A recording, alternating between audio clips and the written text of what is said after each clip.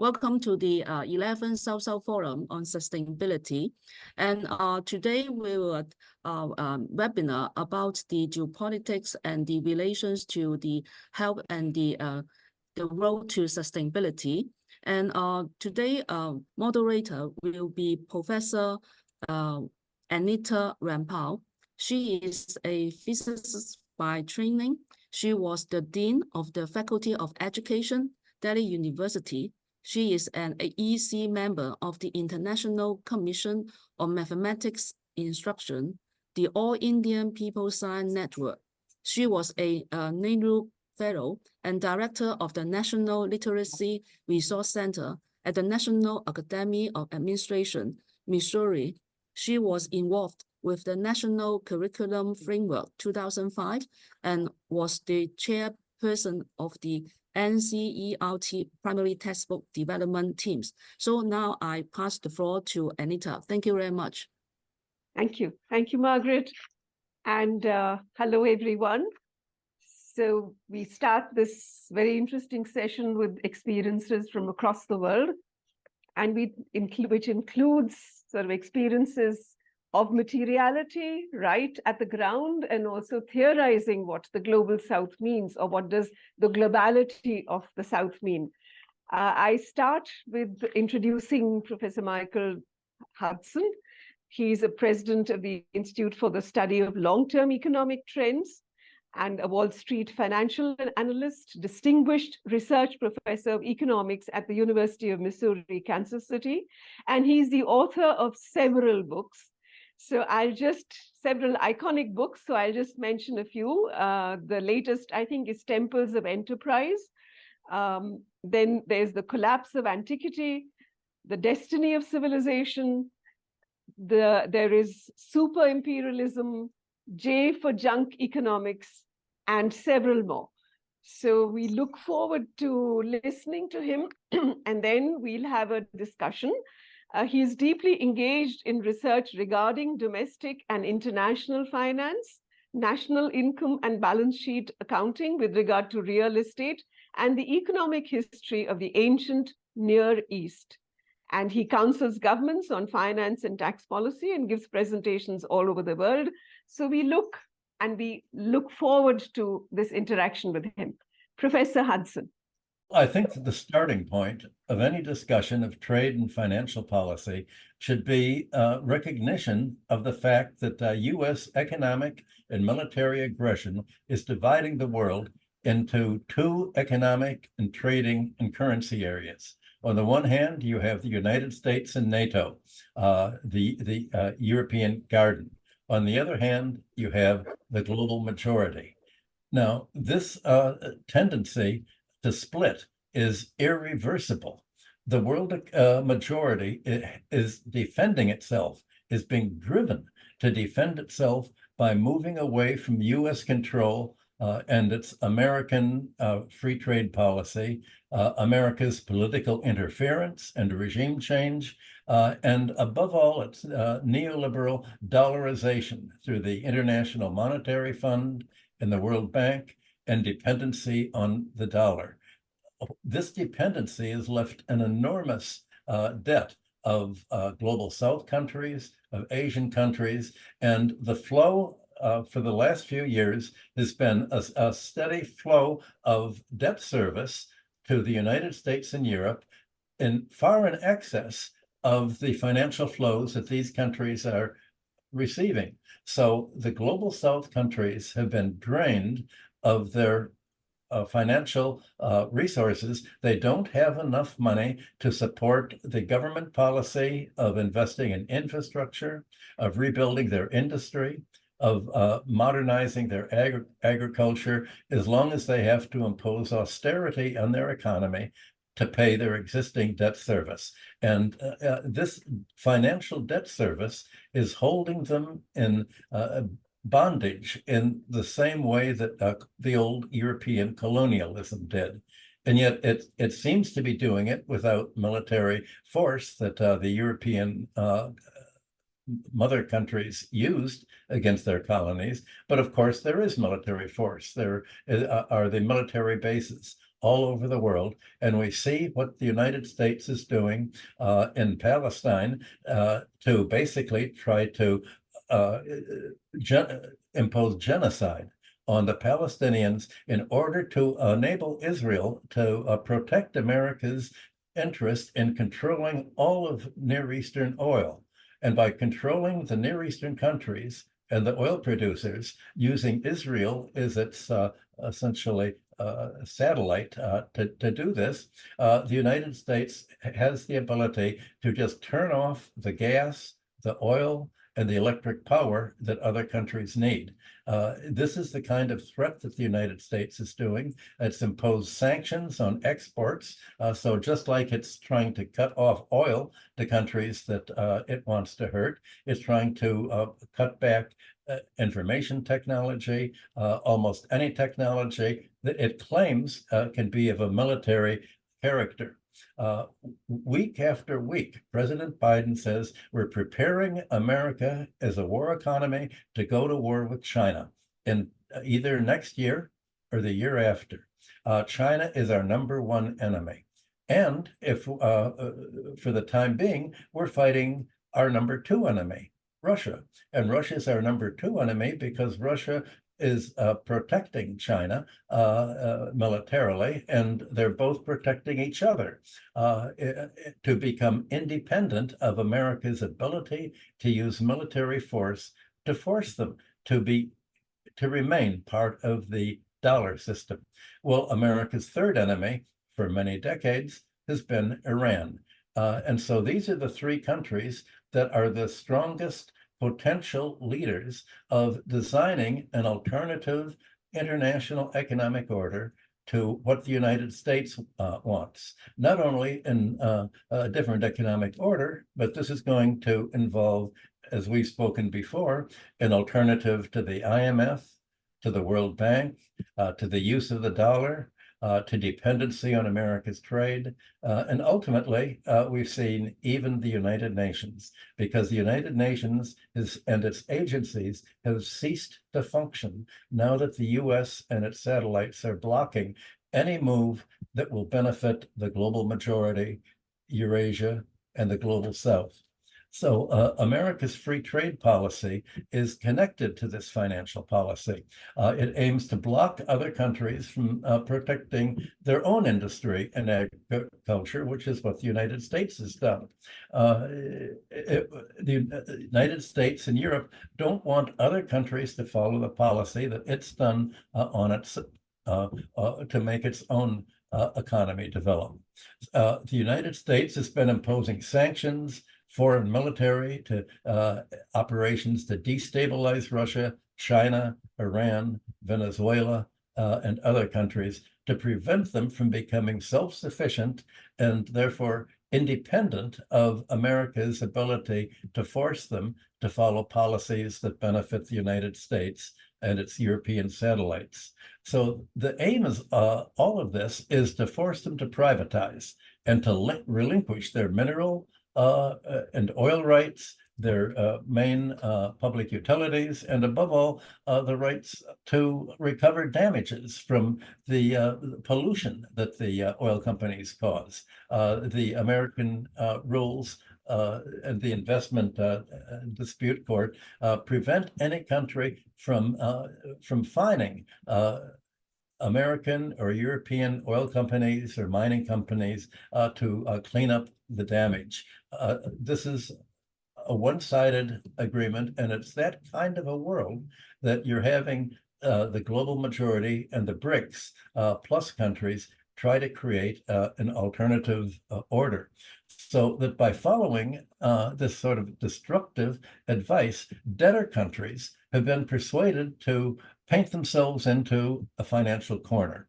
The global South countries are running a chronic balance of payments deficits that make them basically even more dependent on getting IMF dollar loans. And these loans come with conditionalities that block them from taking control of the economy. The IMF said, we will loan you money, but you have to sell off and privatize your public enterprises, your public utilities, your land, and you have to sell it off and pay the money that you've already the loans that we've made to make you even more dependent and even less able to produce, protect yourselves. So you're having this basically a downward spiral, and the only way that it can be stopped is to break away and say we have a choice. Either we can continue to pay the dollar debts to the West, or we can use the money that we have to develop our own economies. What are we going to do? Support the West or our own economies? That's the underlying conflict that's happening today. And any discussion of monetary policy or trade policy has to realize that this conflict is reaching a crisis now. And emotionally, we can see this most of all in what the United States is doing along with Israel to the Palestinians. It's essentially saying we can destroy a whole population of a country if that country doesn't do what we want. This is killing the chicken to frighten the monkeys. It's a demonstration that this will happen to you if you withdraw. Well, for the first time, other countries have an alternative to this U.S. control. And that alternative is to join together and say, we have a critical mass.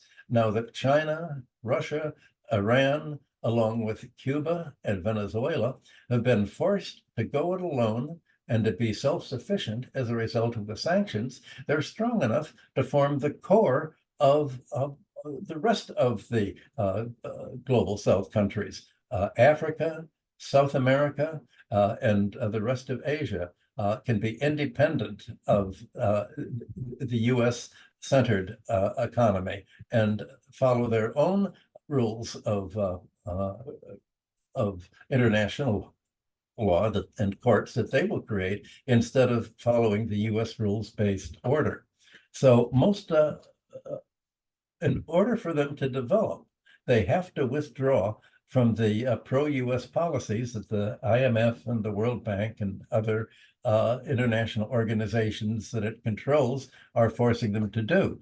And obviously, these countries are still going to need support to build their own infrastructure. And the support for the first time in 75 years is available from Russia, China, Iran, and other strong countries. For the first time, the rest of the world has an alternative to dependency on the dollar for the international resources that they need to build up their ports, their railroads, their infrastructure, their electric companies, their industrial base, their agriculture along lines to feed themselves instead of growing export crops for the West. For the first time now, there is the material conditions for them to be independent. That's why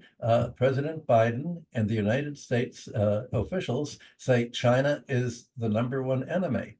It's the #1 enemy because it's strong enough to be independent and self-sufficient and doesn't need the United States. And Russia's the #2 enemy. The sanctions against Russia have enabled it to actually be self-sufficient. And that self-sufficiency has made it the #2 enemy of the United States. Enemy because it can support itself. And the same with Iran. Iran has been facing so many American sanctions in the last few decades that it's become independent. And all of these countries being independent together have become a core that can lead the BRICS and other countries into an alternative of dependency on each other rather than on the United States, and to enable them not to need American exports, not to need to use the dollar, no need to borrow dollars to finance their own industry because they can create their own money at home to finance their own industry. Global South countries need to withdraw all of their funds from the United States and Europe in order to prevent their seizure. We've seen the United States try to make sure that other countries are dependent by confiscating Russia's $300 billion worth of reserves that it held mainly in Europe. They've confiscated Venezuela's gold that it held in the Bank of England. They confiscated Iran's holdings in the United States. They confiscated Venezuela's investments in the United States, its downstream investments in to sell its oil in the United States. Essentially, the United States says, well, you countries have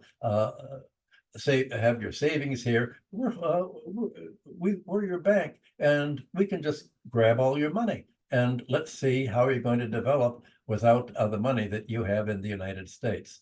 That's the problem that's facing the global majority. The debt that most global South countries have taken on have not helped them develop, just the opposite. They've imposed a kind of neoliberal underdevelopment syndrome on countries. Loans from the IMF and the World Bank and private investors have contained conditionalities that I mentioned.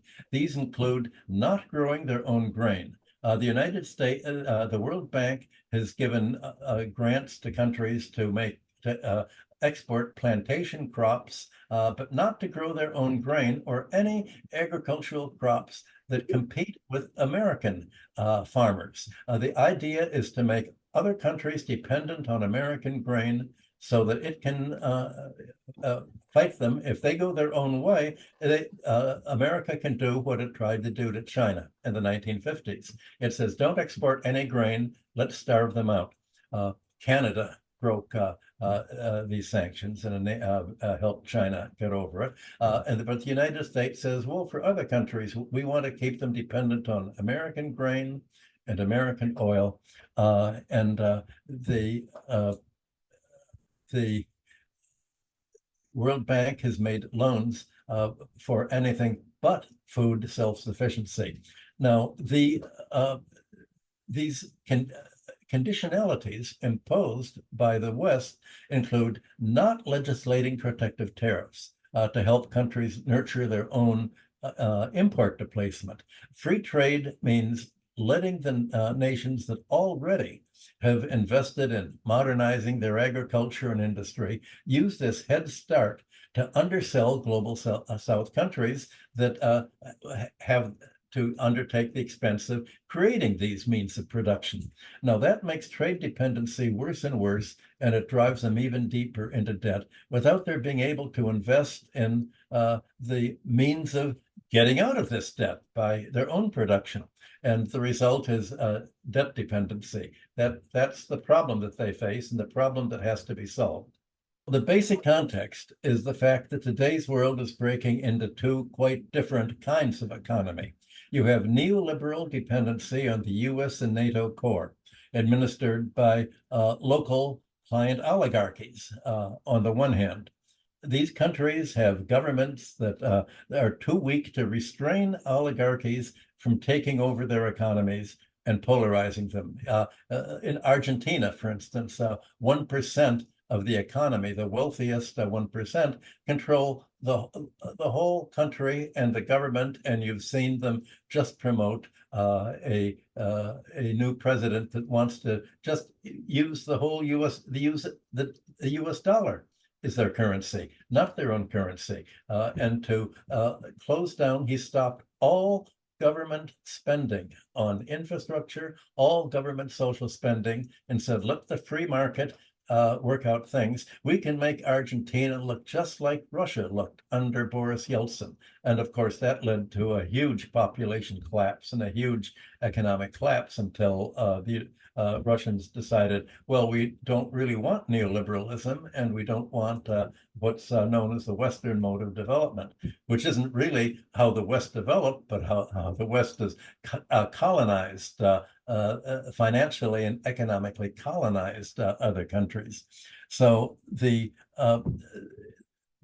basic context is that on the alternative to all of this is that you need government strong enough to invest in public infrastructure and provide basic needs with, and to prevent an oligarchy, a domestic wealthy financial class, from privatizing and taking over all of these public infrastructure and public investments that should naturally be run by governments, not by private monopolies. That's the alternative to this neoliberal plan is to have governments taking the lead. Basically, you've seen what China has done. You've seen what Russia has done. You've seen what Iran have done. They all have tried to prevent domestic oligarchies from developing, or if there is an oligarchy, to make sure that the wealthy people use their wealth to promote domestic capital investment and real capital formation, real economic growth, and act as essentially in the public interest rather than in their own private interest.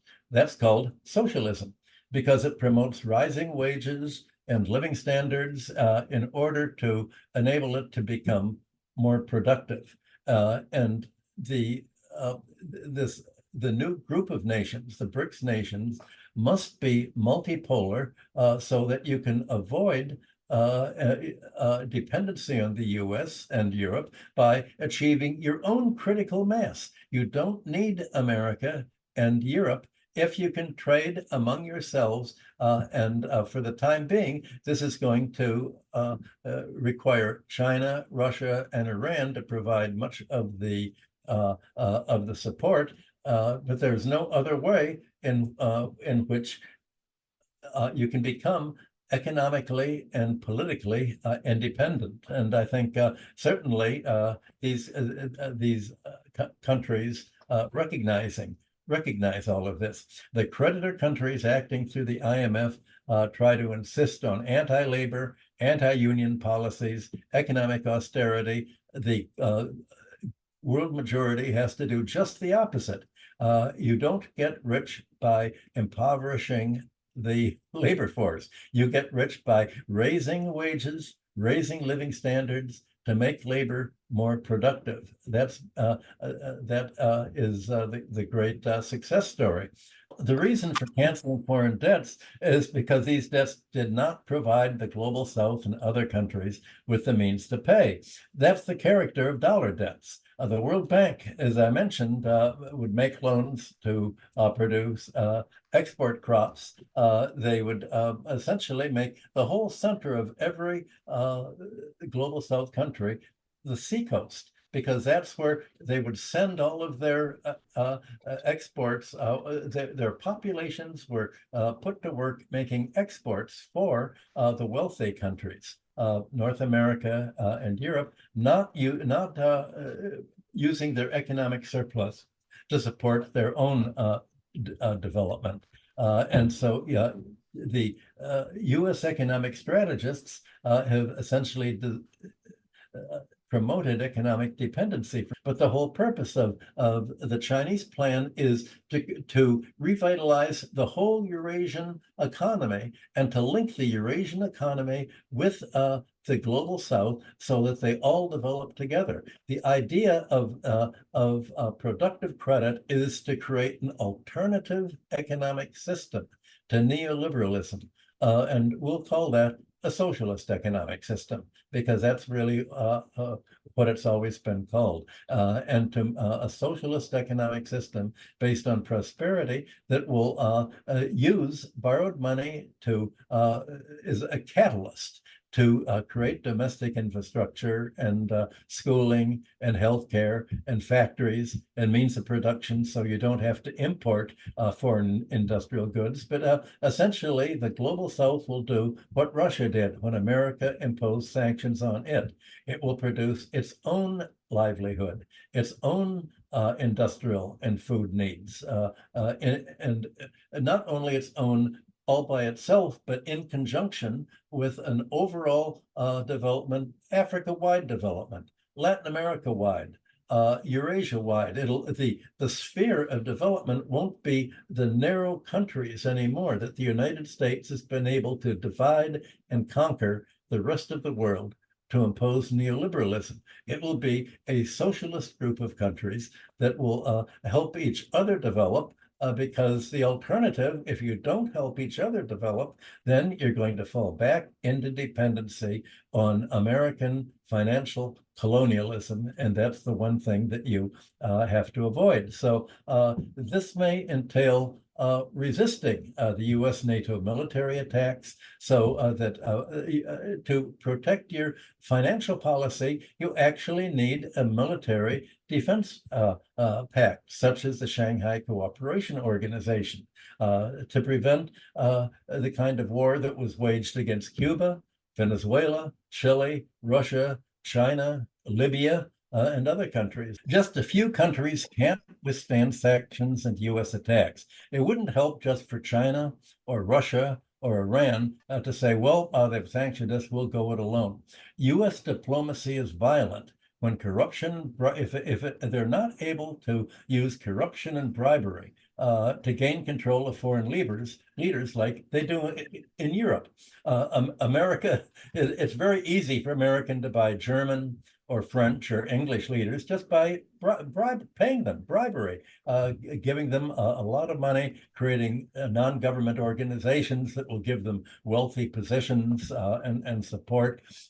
That's what the Bandung Conference back in 1955 of the non-aligned nations failed because there had to be some powerful and self-sufficient economies to form a core, so that they wouldn't have to go it alone individually, but could go it alone with enough other countries so that they could have enough to develop themselves from the ground up.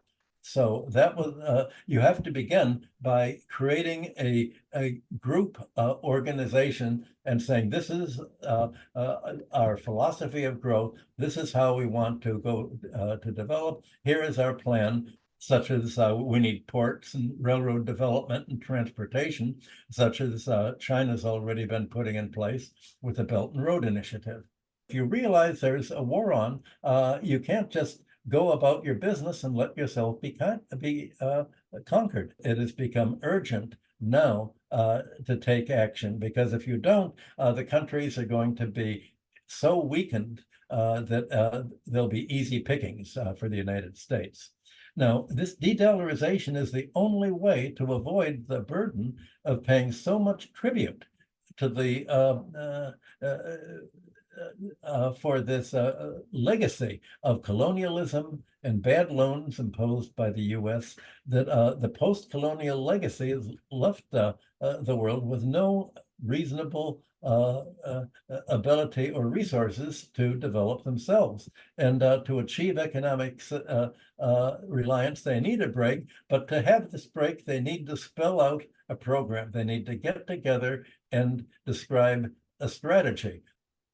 The first step is going to be you withdraw your gold held in the Western central banks, especially New York, London, and Paris, and with the IMF. Now, second, the BRICS holdings of the US stocks and bonds and tangible investments have to be sold if the government has it. You may need a new United Nations free of the U.S. Veto power. It'll be the United Nations without the terrorist economies, without the United States and Israel and Germany for their terrorist behavior against Palestine and their terrorist behavior toward the whole rest of the world in trying to impose the U.S. unipolar world order. This is a turning point in world history, and America and Europe realizes that, and that's why they're trying to stop history and say history cannot go forward. The end of history is our domination, and it's never going to end. That's the end of history. We rule the world. And there's the alternative saying, no, history is not over. History is going to go on, and we're going to create our own civilization, and it's not going to be your barbarism. The purpose of this new economic order is not simply for China to replace the United States. No country should be so financially dominant that it's in a position to control other countries. This drive for self-sufficiency in the United States is precisely what the U.S. neoliberal policy is opposed for the global South and other countries. But so before the United States can do this, use your economic dominant power now to make the break now, not in the future. To succeed in this strategy, China needs to recognize that there's no middle ground between maintaining its own survival and surrendering to U.S. demands. China keeps trying to reason with the United States, saying, look, we can both gain if there's not an economic war and military war between us. The United States doesn't reason. It says, there's no economic gain, we want all of the economic gain, not for you to have any. If you want any economic gain for yourself, we will go to war with you. You cannot reason with the U.S. neoliberals, and Europe is left out of the picture totally in all of this. So China has to decide whether it will adopt U.S. neoliberal policies to protect itself as a major sponsor and financier of the global majority's break and to create a socialist alternative to the debt-ridden U.S. European economic depression and austerity that's developing. There's no middle ground. There is no compromise that the United States will accept. And the U.S. military is strategizing its coming attack on China every week. And as long as it's doing that, you have to realize this is real economic war. Any negotiation you do is merely a U.S. Basic stalling so that it can put together its military attack, just like it stalled with Russia over Ukraine, while NATO put together its whole military attack planned for 2012 on Russia. Summer and I were in agreement. We sort of went all over the world together at various places, and there must be delinking, because you can't. There's a Chinese proverb: the man who wants to go two roads at once will get a broken hip joint. There's no way you can do both. The delinking has to be done as a group level. It has to be done with allies, and my whole point is this was not possible 70 years ago. It wasn't possible in 1954 in the non-aligned nations. It is possible now, and the very fact that it's possible has led the United States and Europe to fight violently against it, to prevent it from actually occurring. So yes, the delinking has to be, you don't just delink from the West, the delinking has to be integrated by your own plan to link with each other, to create a new concept of linkages, not along neoliberal lines, but along an overall global or at least global, non-Western group together for mutual development, a mutual specialization of labor. With that delinking, most countries should aim at being self-sufficient in their own food supply, their own grain supply or rice supply. They have to be self-sufficient in an emergency. They have to be self-sufficient in basic essentials. That's what free trade has prevented. Free trade has said, specialize in what you're good at doing, as long as what you're doing does not make you independent, but increases your dependency on doing what's good for the United States and Europe. So yeah, it's not delinking, it's creating something new, is a positive sense of, and what we've talked about today is the strategy and the tactics for the economic problems and confrontation that's going to come about. Delinking, and I know Samer agreed with this, delinking is not something the West is going to accept passively, because we've seen that in Cuba, Venezuela, Russia, etc. So delinking has to be very actively, mutually supportive militarily as well as financially. But most of all, we're talking about an ideological delinking. Russia and China still have a Western-oriented neoliberal economic lobbying force there, and it has to realize that this neoliberal privatization free market economy is antithetical to socialism and what is needed for creating a world economic system that is actually civilization, not barbarism. Thank you, Professor HUDSON. And I think this really sets the tone for us to take it forward, trying to understand that, it's this muscular notion of development, this extractive materiality, which means I just take up whatever I can. And and the fact that this term Global South reminds us that it refers to a shared history of subjugation within global capitalism. So it also refers to multiple Souths. So it's not just a geolocation, but it's multiple transnational discourses. It's a solidarity, a call for solidarity, a call for practices which actually recognize the earth and the earth's resources in a way that, this is much more, it's a oneness in terms of how we're living on this earth. And so the question is also how do we look at self-sufficiency, which is not this monopolistic idea of, each unit being self-sufficient, but how do we look at this shared notion of self-sufficiency, or this shared notion of looking at the earth, looking at the world, not really as a globe or as something that we can actually dominate over, just like Tim Ingold, the anthropologist, reminds us, but looking at it within that, within the surface, within the globe, within the earth, within the sphere. And I think this materiality really takes us to the question of who are the people? Who are the people who are actually creating these materials?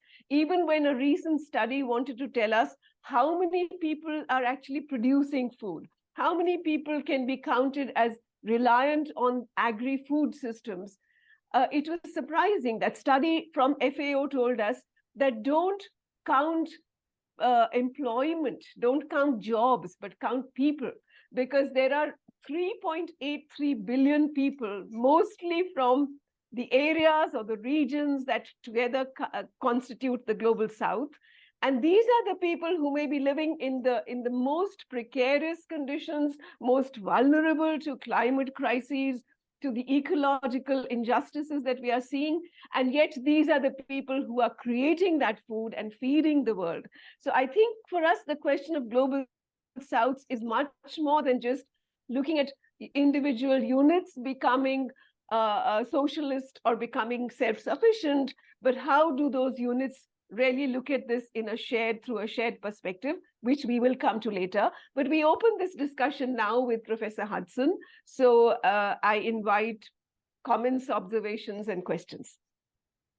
If Jill Stein actually does become president, what could she actually do to dismantle US hegemony from within? Well, obviously, by putting the BRICS plus countries together to create a shadow group of institutions to counteract an alternative to the International Monetary Fund, to the World Bank, to the use of the dollar. There are a number of questions that Ashley already has asked that I explain all of these, and perhaps Kenshi can play back Ashley's questions, or at least my answers to these, because it's very complex. If you're going to create an alternative, it requires a whole set of institutions to juxtapose to those of the West. And there's no way that the BRICS countries can have the money to invest in rebuilding their own economies from within, to becoming independent of reliance on the West, as long as they're saddled with financial colonialism of foreign debt, the dollar debt they owed to the World Bank, the IMF, and the private bondholders. Every country, you're seeing just this weekend, Kenya having a revolution over the fact that it cannot pay its foreign debts. There's no way that the BRICS countries can create and go forward to create an alternative without saying we're going to throw off the legacy of financial colonialism that was created in 1945 by the United States when it set up the World Bank and the International Monetary Fund. Part of our de-dollarization is not simply using our own currencies, it's not paying the legacy of foreign debts. Otherwise, we're all going to end up looking like Haiti looked after it won its independence early in the 18th century and had to spend all of its surplus paying France for the slaves, instead of just saying slavery is wrong, we're not going to pay reparations. The whole economic philosophy of the West, that the way to get rich is to reduce living standards, to prevent labor unionization, to basically cut back government spending, has made it impossible for the BRICS countries to actually survive without being forced to submit to the International Monetary Fund that says, well, we'll lend you the money to pay the debts, but you're going to have to sell off your raw materials to Western investors. You're going to have to privatize your public utilities and send them off to public investors.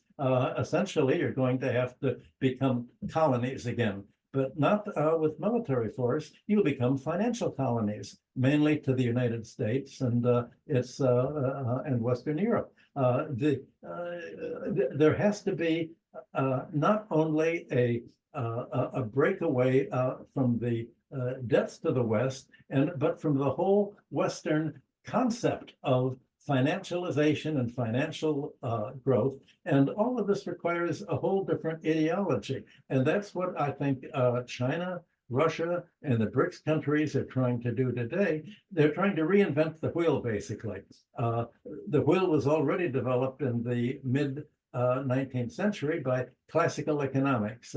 That's how Britain and America and Germany all got rich by public investment, by staying out of debt, and by not financializing their economy. But what they did to help their own economies is not how they organized their colonial areas, and it's certainly not how the world has evolved since 1945. So there has to be a new beginning. Go back to the situation as it was at the end of World War II, when all of the global South countries were flush with capital.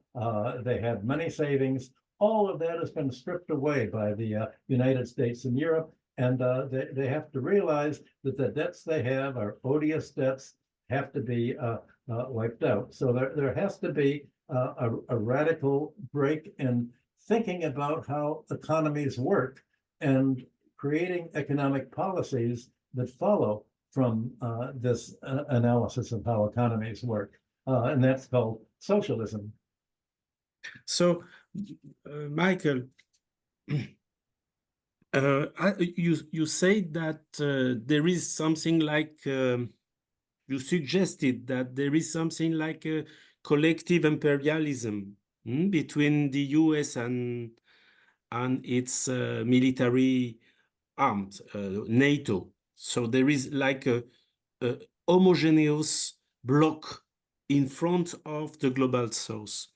But I see that, as we know, Europe and Japan are completely submitted to the US until now, Yes. with harsh consequences for their own peoples. Economically, socially, it's obvious, but also politically, with in particular the rise of far right.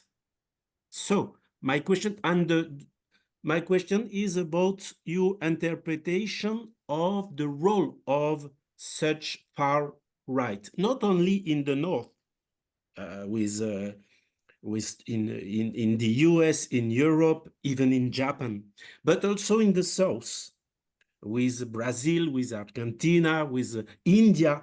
So there is a real problem with a change from a debate between left and right to a debate right now between right and far right, or even worse, debates between various far rights. So what is your interpretation of the key role of these far rights in the north and in the south too?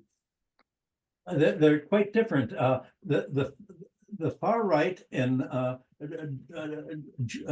France and Italy and Germany are what used to be the left. There is no more left in Europe. The newspapers refer to the center right and the center left, but anything that is center means you keep the status quo. You don't have basic change. You're conservative. The left, what used to be the left, has now become the right wing. It has become neoliberal. The left says, well, we want internationalism. We don't want nationalism. But internationalism is all controlled by a single national country, the United States. And as you pointed out, Europe and Japan are satellites of the US economy. So what pretends to be internationalism is American nationalism written very strong. Without any left wing existing in Europe, you have the right saying, well, what we are rejecting the neoliberalism of the European community. We're rejecting the America's leadership in the new Cold War, making Europe pay for America's Cold War, first in Ukraine, and then escalating, turning NATO from what was a defensive alliance under the Soviet Union to an offensive alliance against China in the East as well. The far right in Argentina and Brazil is quite different. The far right there are client oligarchies of the United States, supported by the United States, and keeping almost all of their money in the United States or in US dollar bonds. Argentina and Brazil, for instance, have an enormous dollar debt. Almost all of this dollar debt, last time I looked, was held not by American investors, European investors. The dollar debt is owed by Argentinians and Brazilians holding it offshore because since the ultra-right, the oligarchy is in charge of the central bank, in charge of the government, they know they're going to pay the dollar debt to themselves, holding offshore. So whereas the European far right is basically trying to withdraw from American domination of Europe, the global South far right is very pro-American, military dictatorships. They were created after the United States overthrew the Chilean government and set up a mass terrorism program throughout Latin America, especially in Argentina. Tens of thousands of labor organizers, professors, journalists were all assassinated by Argentina. And that's left the Argentinians almost unable totally unable to have a workable government at all, which is why they're in crisis. That's a model for what's happened throughout much of the global South. The fight against the US-centered neoliberal order is going to be a fight against their own oligarchies. And by repudiating the dollar debts, they're not only repudiating the debts to the NATO countries, they're repudiating the debts to their own oligarchies. So it's a twofold fight that they have, and their fight is almost diametrically opposite from what they call the far right in Europe, which is really simply picking up the fact that there's an absence of left, and what the left-wing parties in Europe, the Labour parties, the Social Democratic parties, are basically the neoliberal far right. So you're quite right when the argument is between the right wing and the far right. That's exactly how to think of it. Okay, thank you. Thank you. Since we've already run over an hour, can we have a brief question? Ashley, would you like to ask something? A very brief question and a very brief answer. But look, you've emphasized that the world is splitting up, but since you've recorded, after you recorded this letter, your lecture, it's become more apparent. And one person making this clear is Russia's President Putin. Following his re-election, he visited China.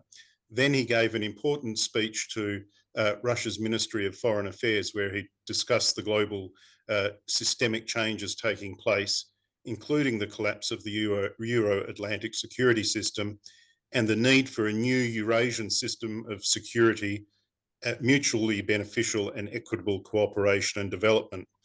And he outlined the principles for that. Then he also emphasized that he discussed the proposals with President Xi and that the Chinese agree with them.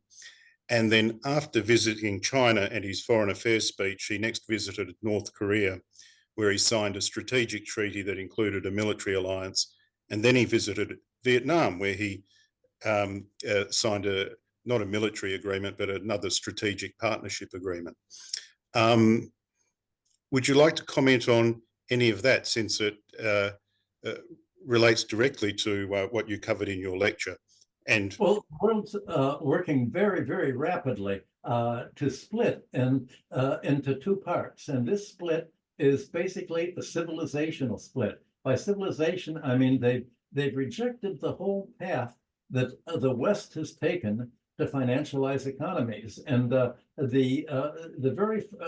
most of the agreements that President Putin has sold has been to realize that we're still working on restructuring a new economic order, a monetary order, a trade order. How are we going to finance trade among themselves? But we know that the United States is going to try to fight us militarily. It has 800 military bases around us. It's going to try to use terrorism, regime change, and military attack. So while we are working out the agreements for an alternative to the United Nations, an alternative to all of the Western institutions, we have to militarily protect ourselves, because the United States is going to try to treat all of the global South like it's treated it's treated the Ukraine and Israel and the Palestinians.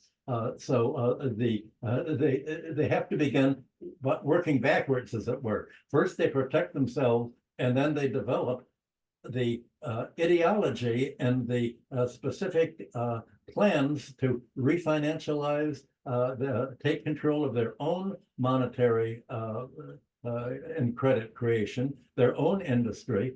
They have to deprivatize their natural resources and not send the natural resource rents to their former colonial masters. All of this will take longer, but the very first thing they can do is a military alliance, because the United States knows what they're going to do and is going to try to use assassination and terrorism and regime change in a desperate attempt to prevent this.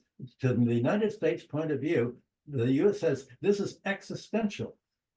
Civilization is our domination of other countries. That is the fruit of all Western civilization for the last 2,000 years. You have to realize that this is literally a fight to the death from the United States. It's a fight against the alternative system, very much like the United States and Britain were fighting against Russia after the October Revolution of 1917. Thank you, Professor Hudson. I think we'll move to our next speaker.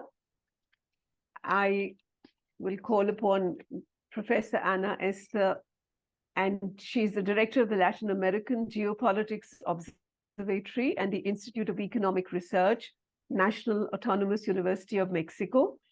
She is also director of Chiapas Magazine and member of the group Polarization Project, coordinated by Wallerstein, and her research areas include hegemony and emancipation, geopolitics, militarization, strategic resources, transnational companies, and bifurcations. She's going to be speaking to us on development, sustainability, and ecological or communitarian health. Professor Esther. Good night, good morning, I don't know.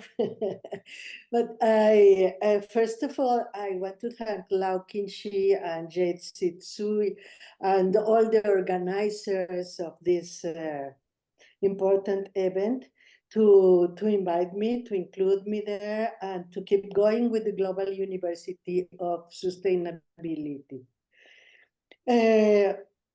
I didn't know we could speak about geopolitics and war and all that. I would be very pleased to talk about that, but it's another kind of approach to the same problem, I think. I will speak about the materiality of development and then from then to other things. Over the past 20 years, the global GDP has tripled, increasing from 33.85 trillion to 100 trillion in 2022, despite the slowdown caused by the pandemic. In the 70s, which broadly marked the beginning of the hyper-expansion of the global market in its full breadth and depth, the global GDP was only $3 trillion in that moment. The expansion in production necessitated a greater supply of inputs, increased territorial occupation, and better and faster routes and circuits of commercialization. The global market has not only grown in volume and scope, but also in speed. The extractive footprint of contemporary capitalism is evident when considering that among the 10 largest companies in the world, 5 are oil companies, collectively generating revenues of $2,000 trillion. Paradoxically, the shift to so-called clean energies requires a substantial increase in the availability of minerals. A World Bank study on the transition to clean technology notes that achieving a global temperature reduction below 2 centigrades will necessitate more than 3 billion tons of metals and minerals, with an estimated 100% increase in the production of some, such as lithium, cobalt, and graphite by 2050. The need for raw materials is critical to sustain capitalist production.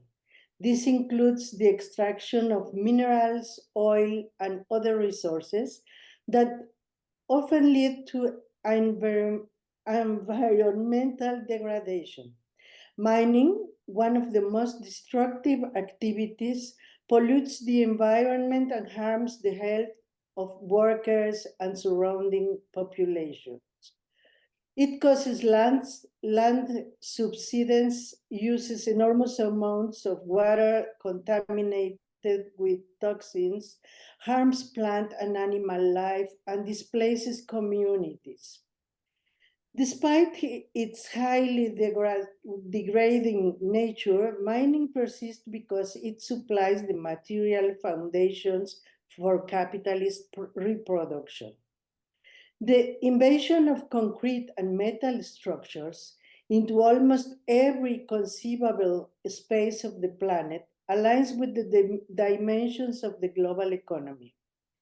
As infrastructure requirements multiply in both quantity and size, diverse territories are overtaken, causing significant damage to local ways of life and the environment as a whole.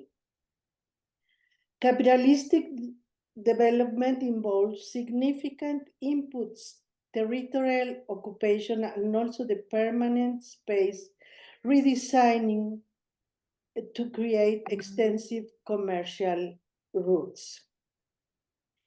Another element associated with the materiality constructed by the capitalist way of life is plastic in various qualities and forms. Plastic is used as a raw material in a vast array of products, including, by the way, health equipment and devices, as well as in final products like bags, containers, toys, and nearly everything around us. Despite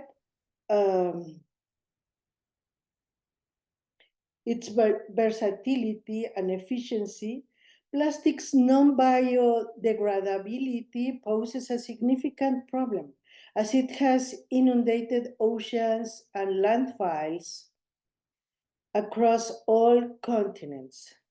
5 massive garbage patches comprising 80% plastic waste have been located in the oceans, each measuring around 2 million square kilometers. This proliferation is almost akin to a plague. According to Plastics Europe, production of this material have continued to rise even during downturns in manufacturing, as observed during the pandemic when single-use plastics increased exponentially. This trend indicates that plastics are not merely production inputs, but also direct consumer goods. Easter Island, isolated in the Polynesian region with only 163 square kilometers, receives 50 times more plastic than nearby continental coasts, and 4.4 million pieces of macro litter annually. Between 60% and 80% of marine debris is plastic, mostly in fragments smaller than 5 millimeters, making them more dangerous as they are ingested by marine animals, entering the food chain, and ultimately being consumed by humans.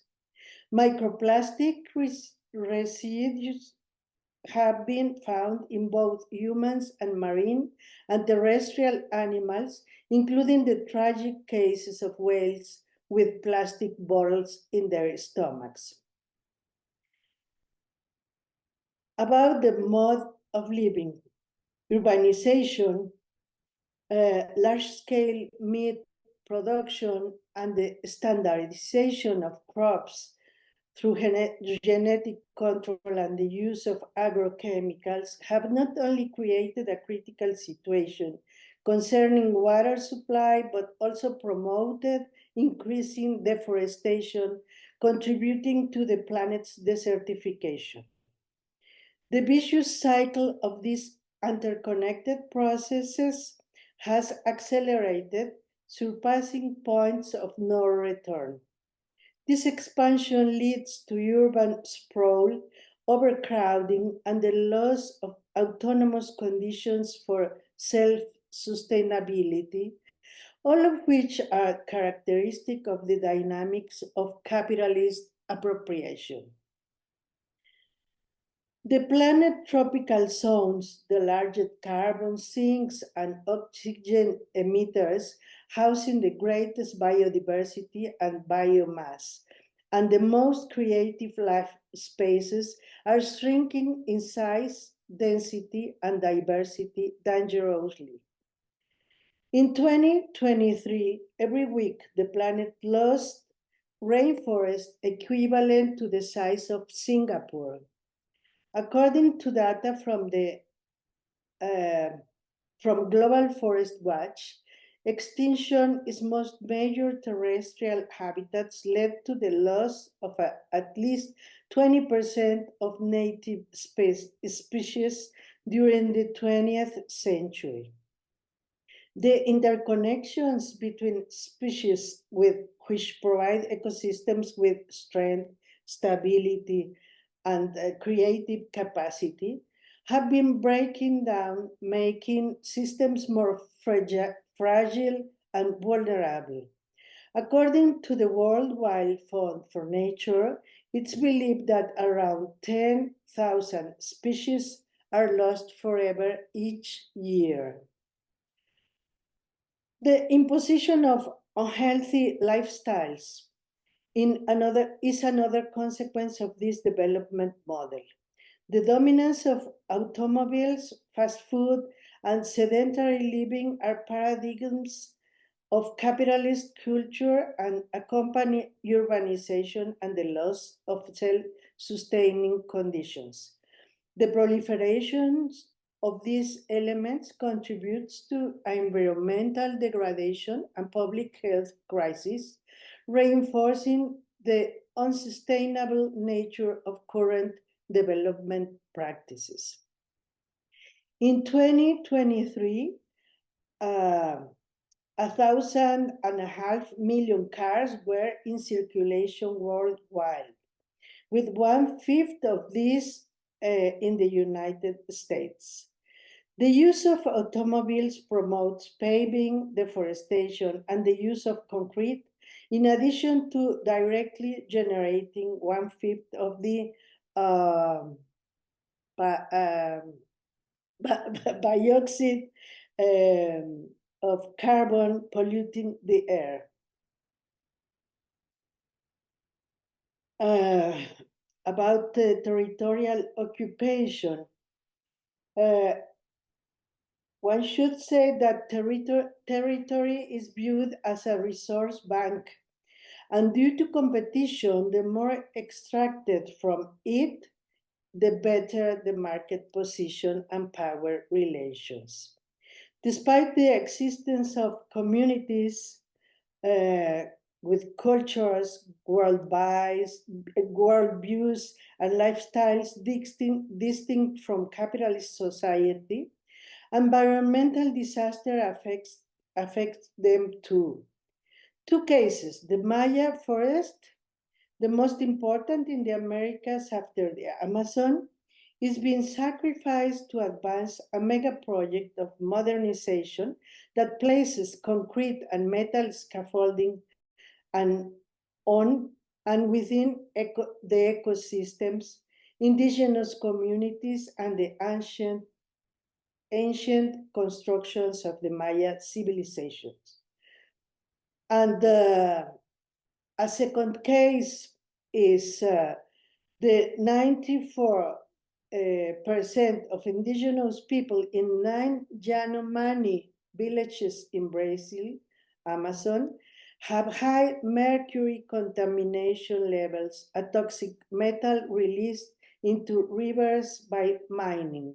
Even if Yanomami used to live in another way, have a different mode of living than that of capitalists.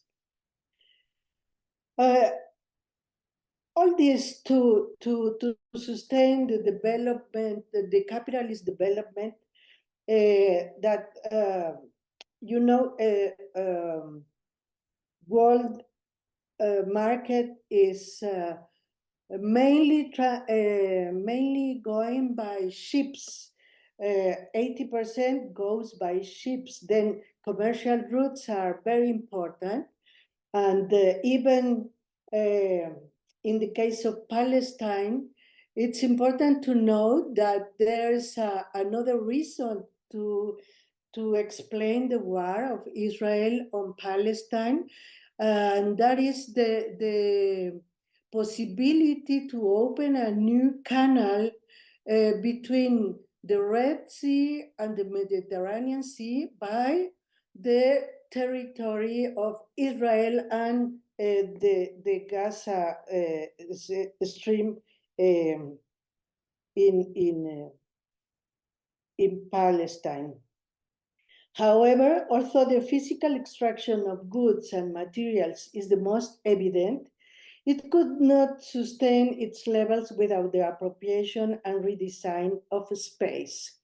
The demand to shorten distances and times in the global market, driven by the high volume of products that must be moved, either as part of production chains or the rich, suitable consumers, is intensified by the strong competition between the United States and China. The fluidity of the market is a key factor in the great hegemonic struggle, and the control or redesign of trade routes becomes central. To the plundering of territory and nature, we must add that of space and geography to understand the power structure of contemporary capitalism. The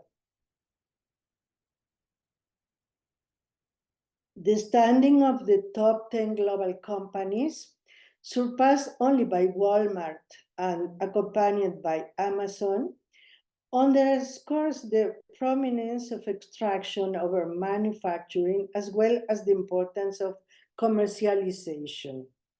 A significant portion of extraction is directed towards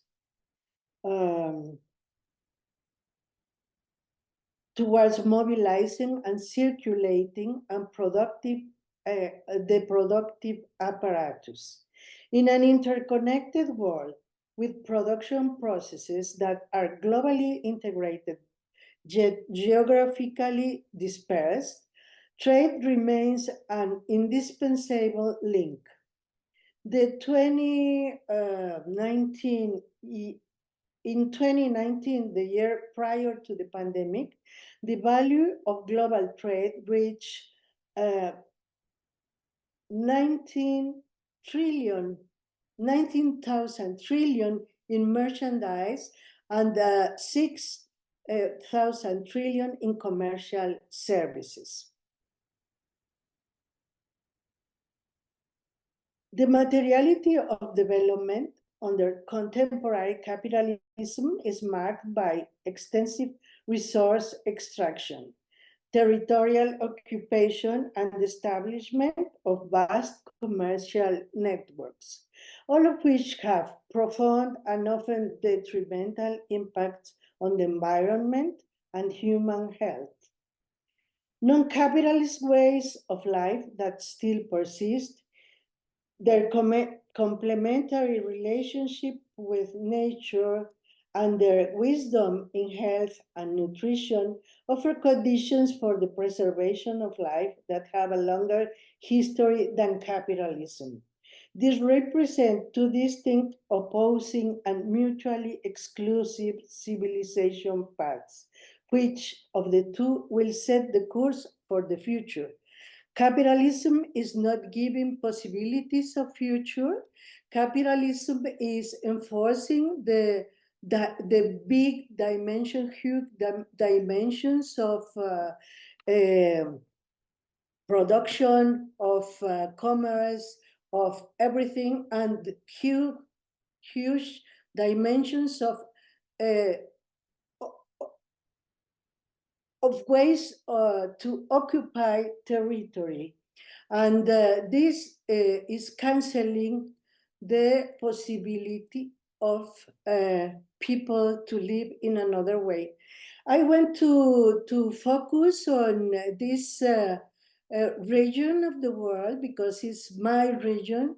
It's Mexico, the southeast east Mexico, and it's where very important development project is going on.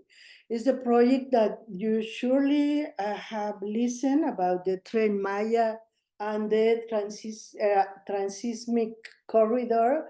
That is an interoceanic corridor to complement or to replace Panama, because Panama is having a lot of problems, and that is in the area of North America. North America is a place considered a homeland altogether, even if it's composed by 3 countries, and it's treated like a homeland. Then to have a canal in that territory is very important for the United States to control the transit of merchandises and even of military equipment and forces by America, through America. And it's then a geopolitical, very relevant project that is going on. It's not it's not in use, it's not ready, but it's being constructed, it's being built up. And then the Tren Maya to connect all these places of oil and gas production with the markets of both of the Atlantic basin and the Pacific basin. Mainly the Pacific basin is the focus of these projects. But as you see, this is a very rich region in water, in forest. It's the second most important forest in America, and after the Amazonian forest, and it's connected with the Amazonian forest, and it's been devastated, really devastated by the implementation of a development project. Then what I want to say is development is the way of capitalism ongoing. Development is the word, the concept that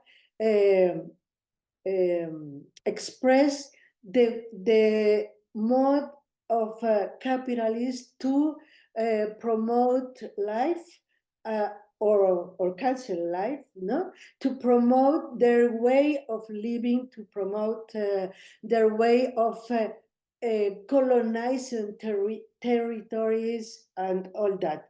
And it causes a huge problem also in the alternatives of the alternative modes of living, because it's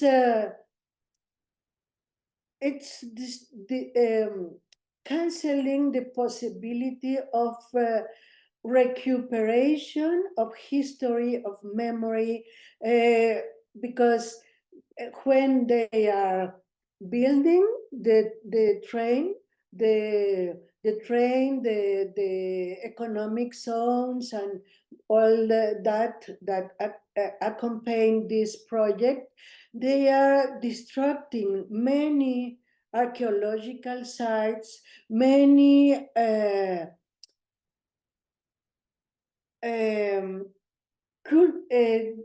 many different cultural ways of living, because communities are affected, archaeology are affected, ecology are affected, and then I said that if this colonization continues like that, and always more, always bigger, always more impressive from the point of view of occupation of space, we will have no alternative for the early future, for the years to come, for our kids, the generation of our kids. And then it's very relevant to focus this kind of projects not as an opportunity to employ people and to produce more, and to increase production, but to destroy the possibilities of use this production and these other ways of living to enforce people, to enforce life, to enforce the possibilities, the different ways that can offer us another horizons of life. Thank you. Thank you very much, Anna. In fact, personally, this is so close to my heart, because what you're saying in terms of people's communitarian ways of living, of looking at being with the earth, being with their surroundings, is something which is being killed, and killed in the name of the muscular materiality of development. So where does sustainability ever come in? In fact, in our countries like ours, people, even academics and policy workers, anyone talking about mining and people's lives related to it is almost threatened, can be imprisoned, and even be called anti-national. So, you know, this is the struggle and the huge conflict, because the numbers of people, the scale of the land, and the way this earth is being denuded. In fact, the paradox is that the countries, the global north, which does sort of promote this model of development, it claims dematerialization. You know, they say that there is a dematerialization. They say that their gross domestic product, and truly gross, because it does not look at what the truth has been offshored. So you offshore it, you go and do all your extraction offshore, and then you claim that, you know, economists can claim that their GDP is rising with reducing material consumption.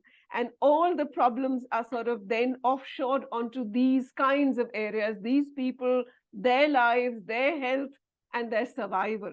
So I think you have raised extremely crucial questions, especially to do with the theme of our conference, and to do with what does sort of health mean, or what does the globality of living together and living to nurture everyone, nurture ourselves, and caring and sharing of the earth and our surroundings. I think this is crucial, and it very nicely leads on to the next speaker, the next sort of amazing example of Cuba, where the concept of global and global caring goes much beyond its own existence. It can, despite its embargo, despite all its constraints, Cuba really shows what global health is all about. And I think Professor Remy HERRERA has his own personal experiences of the Cuban healthcare system to share with us. We'll take the discussion of all three speakers together at the end. So can I request Remy? He is an economist. He's based in France, a researcher at the National Center of Scientific Research, CNRS. He started working in financial audit at the OECD and for the World Bank. So he has experience from the other side, if I may say. He was a member of the CNRS National Committee and of the Scientific Council of Paris. He taught at various universities in France and abroad. He has been associated with the Third World Forum, the Union of Radical Political Economics, the International Initiative for Promoting Political Economics, and various other organizations. And we really look forward to what you have to share with us. Please welcome Remy. Many, many thanks for the initiative of this new SSF and the honor of participating in it. Many thanks to Kinshi, to Jad, to all the team, to the translators. It's a very precious and very important meeting for us, for all of us. So thank you so much for this. I'll talk about Cuba and the exceptional health system it built inside and outside its borders. If we look at the latest statistical data from the World Bank for 2020, published in 2023, we can see that the major indicators for the health sector were better, in fact, were better in Cuba than in the US. I mean, for the life expectancy, for infant mortality rate, etc., and even for the risk of dying between the ages of 20 and 24, which are 3 times lower in Cuba than in the US. So, of course, the year 2020 was that of the pandemic, but something very special is happening in Cuba, and these things very special is called a socialist revolution led by a communist party.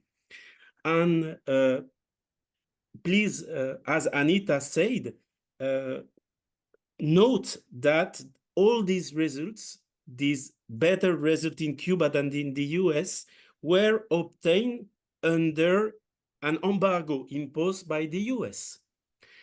So it must be said first that the health situation before the revolution was absolutely catastrophic because the health budget was sacrificed in the face of that of internal security, let's say, defense, but in fact it was a budget for the police and internal order. So it was only with the 1959 revolution that a health system was set up. And since then, progress has been very rapid, as through training medical personnel takes time. Everything had to be rebuilt because many doctors from the old regime fled socialism. So the revolution took social justice measures in favor of the people, including the establishment of social security, ensuring universal coverage with free healthcare, and also progressively a pension system. And a big success is scientific research.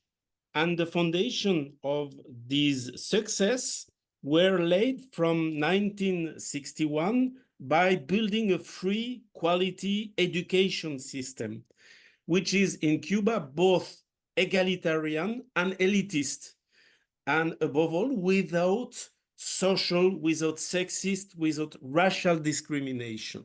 Okay? In 1966, the National Center for Scientific Research was created in Cuba, whose teams made great discoveries, scientific discoveries. And from the very start of the revolution, internationalism was present in the conception of this health system. Doctors were sent to Chile in 61, after to Algeria in 62. Algerian war wounded were welcomed in Cuba to be treated. In 63, the first African students from Guinea-Conakry in particular, came to train in Cuba, etc., etc. So progress was noticeable from the 60s, then amplified in the 70s, and at the end of the 80s, Cuba was at the top of the socialist countries in almost all health indicators, compared only to those of GDR, of East Germany.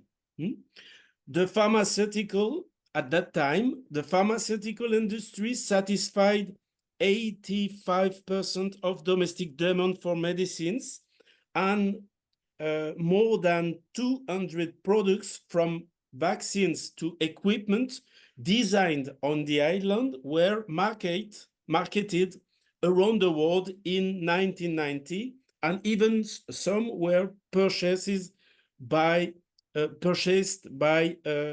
WHO. And during the special period, that is to say the period following the fall of the USSR, it is very important to understand that the health system in Cuba was not privatized, resisted, and even developed during the worst period of the recent history of the country, okay? And Cuba has not stopped investing in science. At the worst moment of the post-USSR crisis, that is to say from 1992 to 1996, Cuba still ranked amongst the top 3 ranks in Latin America for health, for all the indicators. I repeat, even in the worst period of the country, when after the fall of the USSR. And the same can be observed for research, and the same can be observed for the educational indicators, and the same can be observed for the status of women, and the same can be observed for the indicators of concerning environment, for example. You understand? That is to say that despite all the problems, despite all the shortcomings, the health system and all the public services were, of course, shaken, but remained standing and free, completely free. And this despite attacks from the US, including biological attacks organized from the US territory and aimed at infecting the population and the livestock and the crops in Cuba. For example, in 1981, the dengue hemorrhagic fever epidemic, it was proven that this type of dengue, which was then unknown in Cuba, had been created in a laboratory in the US for its intentional spread to Cuba. And after vaccinating the soldiers of the Guantanamo base, Washington banned at that time its companies for supplying mosquito repellent pesticides and also spray planes to stop the epidemic, which killed in Cuba 158 people, especially young, very young children. And many other similar operations have been revealed. Of course, one can believe these cases were completely fabricated by the Cuban propaganda, let's say, but it's quite difficult to believe so when these diseases were detected for the very first time on the island, or even for the very first time in America, or even for the very first time in the world, like it was the case for the dengue, New Guinea, 1924 stereotype 2. And it's very difficult to believe so. That is, that is Cuban propaganda. When members of anti-Cuban criminal organizations in the US publicly admitted during trials having participated in such terrorist biological action, okay? And faced with all these attacks, what was the response of the Cuban government and people? They award thousands of scholarships to underprivileged US students each year. That's incredible, but that's true. I mean that the ethic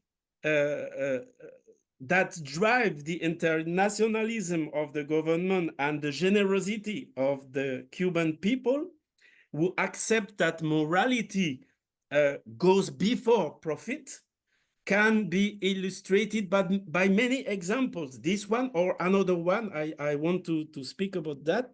In 1990, Cuba welcomed 25,000 Ukrainian children who were victims of the Chernobyl nuclear disaster and who were suffering from cancers or from malformation and so on.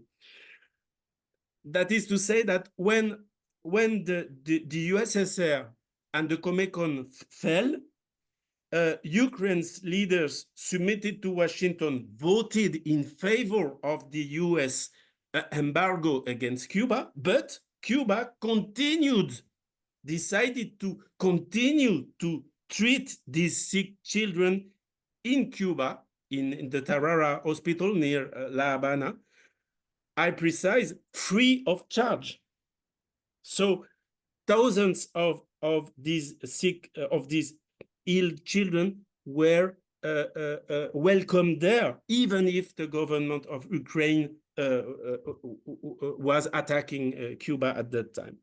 And in 2005, after Hurricane Katrina, as you remember, Cuba provided the US with more than 1,000 doctors and offered it tons of medicines. But President George W. Bush refused this proposal. Progress in medical research is very impressive. Cuba holds patents and exports to around 50 countries via the group BioCuba Pharma, numerous original or even unique pharmaceutical or biotechnological products, such as vaccines against meningitis, hepatitis, pneumonia, cholera, etc., but also interferon, epidemic growth factor against burns, monoclonal antibodies against cancers, PPG against cholesterol, and right now the SUMA, the Sistema Ultramicro Analítico, the SUMA technology against congenital pathologies in particular, but also specific treatments of heart attacks, embolism, hypertension, vitiligo, and also very original treatments for mental illnesses, or of course, many treatments in tropical medicine in particular. And also for AIDS, treatments for AIDS. And in this case, during clinical trials for AIDS care, you must know that Cuban doctors volunteered to inoculate themselves with the HIV virus and test on themselves the drugs they developed. Okay? So the involvement of the medical personnel is incredible in Cuba, really incredible. And the US embargo, of course, is an obvious and big problem for healthcare, for production, for export, for all. It threatens food security, nutritional balance, the state of health of the population. It reduces the availability of goods not manufactured in Cuba. It also exacerbates the shortage of medicines, for example, for pregnant women, for radiology, for surgical equipment, anesthetics, epidurals, artificial respirators, pediatric intensive care unit equipment, and even infant food, and also water purification center, which are also affected. So a humanitarian tragedy, which is in fact the true objective of this embargo, was only avoided by the will of the Cuban state to maintain its socialist system, its socialist model, which reaffirms the priority given to human development despite hard budgetary constraints. Okay, so Washington is also undermining the circulation of researchers and the circulation of scientific knowledge, which is, however, prohibited theoretically by law. So all this is criminal and even damaging for the US people itself. I will give you an example. In 1985, the team of the Doctora Concepcion Campa from the Finlay Institute in Havana discovered the vaccine against meningitis B. That was the first effective vaccine against this disease, and the first, I believe so, the very first vaccine designed by a country of the South and administrated in countries of the North. But during 2 or almost 3 years, the negotiations for marketing this vaccine were completely blocked by due to the embargo, and pressure from scientists from all over the world, and from the US parliamentarians, and even from many US honest citizens was needed in order to authorize importation into the US of this Cuban vaccine. But unfortunately, in the meantime, more than 500 US citizens had died from this group B meningococcal meningitis, mostly children, again, young children. At the same time, millions of lives have been saved thanks to internationalist missions. Before the COVID-19 pandemic, there were more than 50,000 Cuban health workers, half doctors, 2/3 women in 66 countries, okay? 50,000 taken as a whole, often working in extremely difficult conditions, but almost systematically sent to places where there is no healthcare structure at all, in order so that the Cuban doctors are not competing with local doctors. Okay, and this is more than the medical personnel sent by the 6 richest Western countries on the planet. Okay, only for Cuba, this is more than the 6 richest countries from the West. Okay, results from 1961 to 2020, Cuba carried out more than 600,000 medical missions in 158 countries, mobilizing, taken as a whole, 326,000 personnel who performed nearly 2 billion consultations, 4.3 million deliveries, 14.5 million surgical operations, 12 million child vaccination, etc., etc. How many lives saved? 66 countries from the 4 southern continents have signed a medical cooperation agreement with Cuba, including 25 in the form of a comprehensive health program. And in some countries, you can consider that there are only Cuban doctors. In Gambia, for example, the health system is the base of the health system is Cuban. There is an agreement with the government of Gambia with Cuba in order to welcome these doctors. Okay. In 1999, Cuba opened the Latin America School of Medicine in La Habana, La ELAM, to train disadvantaged and or discriminated foreign students willing to, after their formation, return as doctors to their countries. And to date, more than 40,000 students from 140 countries have graduated from this school, especially doctors, but not only, with all costs covered by scholarship given by the Cuban state. You understand? That is to say, it's free of charge for the students, even if they come from the US or from a northern country.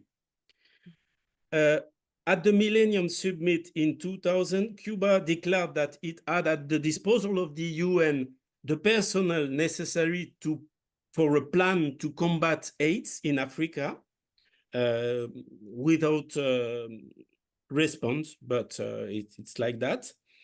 It was not possible to organize that with all the African countries, but Cuba said that it was possible for the country to send doctors in order to collaborate with the local doctors concerning AIDS. A solidarity health program began in 2003 in Venezuela, as you know, called Barrio Adentro, inside the neighborhood. Since 2004, this is the Milagro mission, which has also welcomed in Cuba patients who have undergone surgery for cataract and eye diseases. In 2005, Cuba established the Henry Reeve contingent, made up of health personnel specialized to deal with natural disaster. And since then, 39, I believe it's right now more than 40, but let's say to be sure, 30, at least 39 Henry Reeve brigades, bringing together more than 10,000 doctors, have worked in around 20 countries.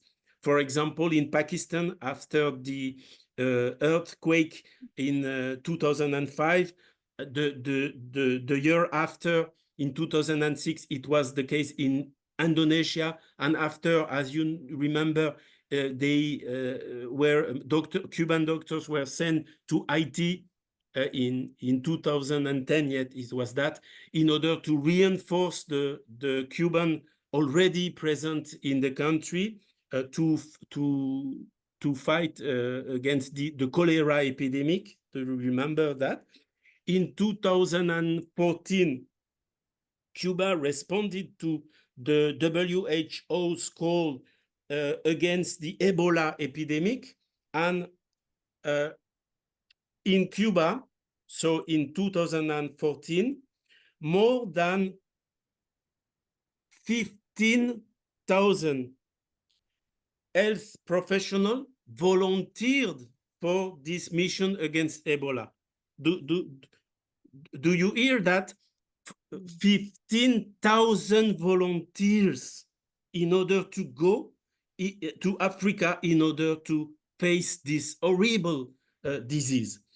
But finally, there was a selection in Cuba, and on a brigade of only 165, I remember, doctors were selected and went to Guinea-Conakry, Sierra Leone, and Liberia in order to treat the population. And that was the largest human contribution sent at that time against Ebola, okay? Almost as much as aid from all the rest of the world. And the Andre Reeve Brigade received the prize from the WHO for that mission. So what I'm saying is that all this is an anti-capitalist vision. Cuba trains surplus doctors to treat its population, but also to export them through its missions abroad, and also to develop medical tourism. At the start of the revolution, all the missions were completely free for the host countries. For some time, they have remained free, comparable to donations to poor countries, but now a contribution in the form of sharing the costs of the missions is generally requested from the rich or the intermediate income countries, okay? So Cuba can today generate valuable revenue for medical cooperation. Sorry, and at the same time, high-tech industries and export with scientific and intellectual content are seeing their shares increase in the trade balance. So, as I said, Cuba has also become a major medical tourism destination right now, and tens of thousands of patients have already traveled to Cuba in order to receive their care. The level of the Cuban health system stood out to the world in 2020 also, with the COVID-19 pandemic, which remained under control in Cuba, while it raged in Latin America and, of course, in the US. And the response provided by Cuba to this pandemic was based on the very principle of the national health system. I mean, prevention, a key role of the family doctor, and a solidary mobilization of the people. Despite the embargo and the global chaos at the time, Cuban researchers quickly managed to find effective vaccines against COVID-19. I mean, Abdallah, designed by the Center for Genetic Engineering and Biotechnology, and this vaccine was authorized for use by the regulatory authority in Cuba, called SECMED, in July 2021, and Soberana 2, coming from produced by the Finlay Institute and authorized in August. So a national vaccination began from April 2021 and 21. But before that, probably you remember that Cuba had helped foreign countries, including from the north, by sending doctors, I precise again, free of charge, okay? Cuban doctors to Italy, beginning by Lombardy, and after it was in Sicily, and after it was in Calabria, and all that. And that was the very first time that Cubans provided treatment in Western Europe. And in mid-2020, approximately at the same time, Cuba accepted France's call for aid in its overseas departments, Martinique, Guadeloupe, Guyane, Saint-Pierre-et-Miquelon. Cubans went there. So almost 2,600 Cuban professionals were sent to 24 countries during the pandemic. And 50 countries have purchased recombinant interferon alpha-2b, which was the preventive anti-COVID-19 drug manufacturer in Cuba, okay? And the plan against the pandemic began in Cuba from January 20 and mobilized 28,000 medical students who visited between 2 and 4 million people per day. Okay, these students went to each family, to each person, in fact. Okay, so to conclude, I will say that despite all the difficulties, all the shortcomings, all the lacks, all the suffering, because life under embargo is very, very, very hard in Cuba. In spite all of this, social progress has never stopped in Cuba, and the quality of care offered to the population by its free and quality health system has held up. Why? Because a societal choice is made, that of cooperation and solidarity in an egalitarian and peaceful society, and not individualism and competition in an unequal and violent society. This choice is very clear. Of course, it's a choice thanks to socialism.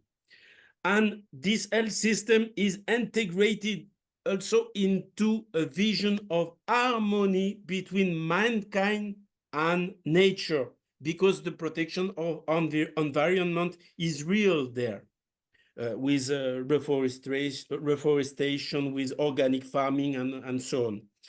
So finally, Cuban researchers have therefore risen to the forefront in the world, and by remaining in their country, even when they receive job offers from the US, I saw that.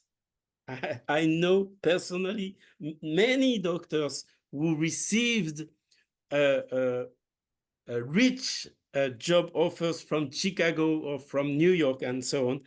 They remain in the country, so they choose to serve their people, and often others than their own, with their international missions abroad. So I believe that we can say, thank you, Cuba. That was so inspiring. It's so inspiring because it actually embodies, it embodies what globality can mean. And it embodies what public good can mean. What do we mean by a public good? Because normally healthcare is the most commercialized, the most extractive business that we can think of. Exactly. And to turn it around into something which is almost like a moral fraternity, a sense of moral fraternity, in terms of, and for me also more importantly, a knowledge commons, because otherwise there's patenting and there's so much commercialization even in the production of vaccines or medicines, and you take that as a knowledge commons, And then Yeah. you build from there for the whole world. And for me, another thing that really strikes is that even if someone considers you to be enemy, you can be actually working for their health and for That's their it. betterment. And I think this is a model of global peace. This is a model of global sort of South. This is what we understand by global South, the kind of shared, the shared implementation, the shared envisioning of what it means to be really the South and how do we work. And I'm almost reminded of Mahatma Gandhi, who said that this world, this earth really has enough for all our needs if we can work in a non-violent, peaceful manner, but Yeah. it doesn't have enough for our greed, you know? And so, I mean, I have Gandhi right behind me here, but We this can is, see you. I mean, especially the social, the health, the kind of the state of medical education. How do you educate people so that for them it's not charity, but it's part of your practice? You know, the ethics of your practice is that you think of the world, you think of public health really in that fraternal manner. I think it's fascinating, and I think it's so inspiring because we now move on to our last speaker, who takes us from the forest, from the depth of the ocean, from the most embargoed little geolocation which thinks about the world, and now helps us theorize this idea of the global South. And I think I'll invite our last speaker, Dr. Thank you, Yin. Anita. Thank you. Thank you. We'll have a discussion at the end. And I invite the last speaker, Dr. Ring-Ju Huang, who's a professor of international politics at Fudan University. His research interest lies mainly in Chinese modern intellectual and legal history, ethnic minority policy, 19th, 20th century history of international relations, and Sino-Middle Eastern relations. His current project investigates the Chinese interactions with Afro-Asian nations in the 50s and 60s.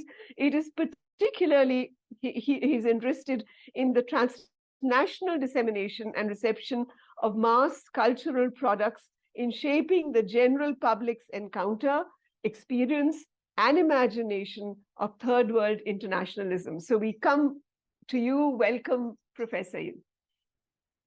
Thank you very much, Anita, and thank you very much for the invitation to this very, I've heard about the Global University a lot of time, and this is the first time. It's my privilege to be here, to be part of this great community.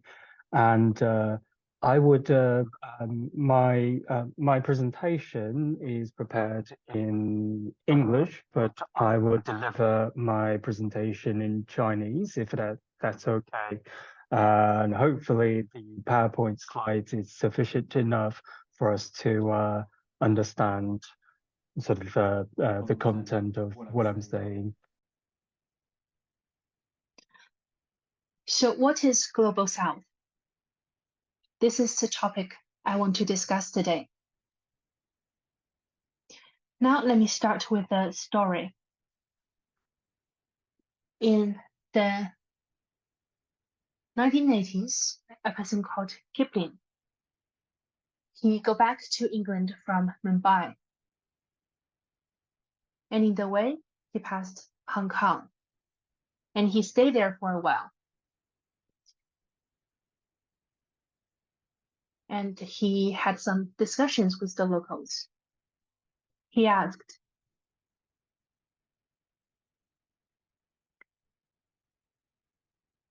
you have introduced the modern technologies like the railway, ships, and automobiles to Chinese people.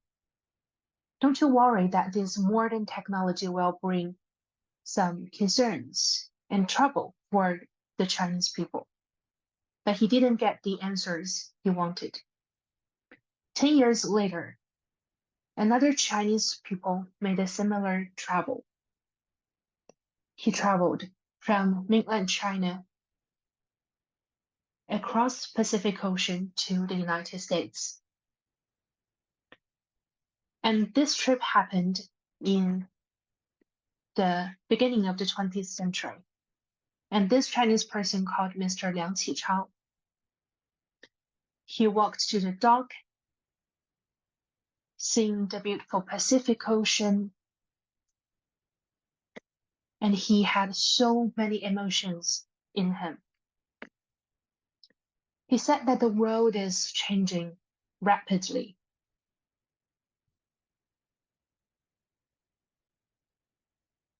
And people from England and the United States had so many advanced technologies.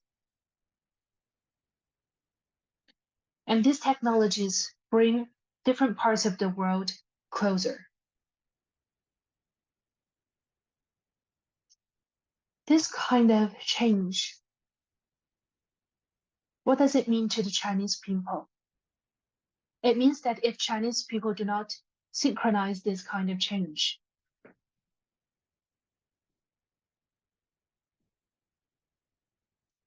they will be controlled by people who have these advanced technologies. So you can see the different two stories across the span of a decade. So this demonstrates a different perspectives in discussing technology. When we talk about Global South, when we talk about modernization,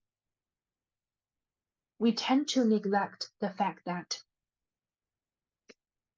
Global South is only geographical. It's only a structural suppression. But we tend to forget that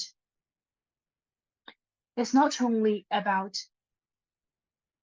the geography, it's not only about a structural pressure. Actually, it's the combination of both. It is a suppression in this global system. And this kind of integration brings a different perspective. And this is the perspective that we should delve into the South problem, the Global South problem. By saying Global South, the prerequisite is the word global. How do we understand the word global? I think the prerequisite in understand the word global can come from the Marxist world market. At the 19th century, when the global expansion rise to its peak, we can see the world was connected in an irreversible way. And the capitalism make this connection and expansion rise rapidly. So the materials are connected, and this is the world shaped. This was the world shaped by the capitalism. Therefore, we think globalization is the result of capitalism. Without understanding the prerequisite of globalization, we cannot understand the nature of Global South. We always say that Global South is a loose collective. It is only connected by similar experiences. But what are these similar experiences? We talked about suppression. We talked about the distribution of the industrialization. We talked about unequal structure. But there is also a perspective proposed by Marx.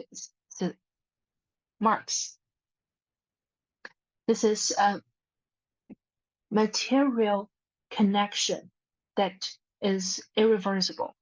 And this kind of connection is what we call modernization.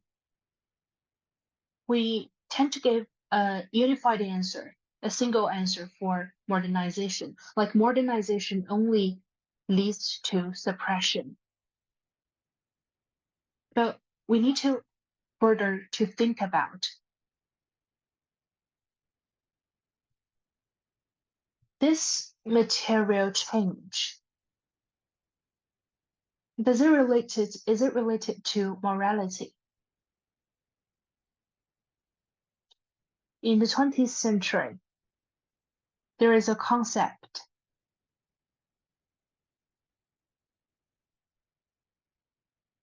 where people think capitalism has organized all the resources in the world in a very efficient way. And this is a concept about control.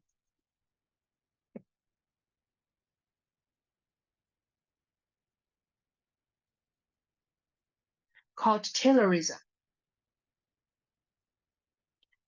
And what's on the other side is the idea proposed by the Soviet Union.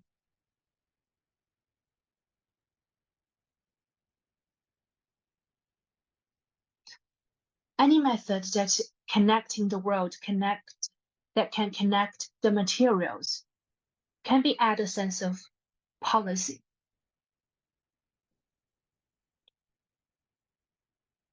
So we have, on the one hand, a capital connection, a capital globalization. So in this way, we can think the other side, a socialist connection centered around the global south, centered around people. So under this prerequisite, we need to discuss, should we continue this unequal structure, or we should build a new order, a new international order that breaks this inequality. I think today we are discussing global south because we want to end all the problems targeting at the global south. We need to think about alternatives, the new methods. And by doing this, we need to compare the new ones with the old ones.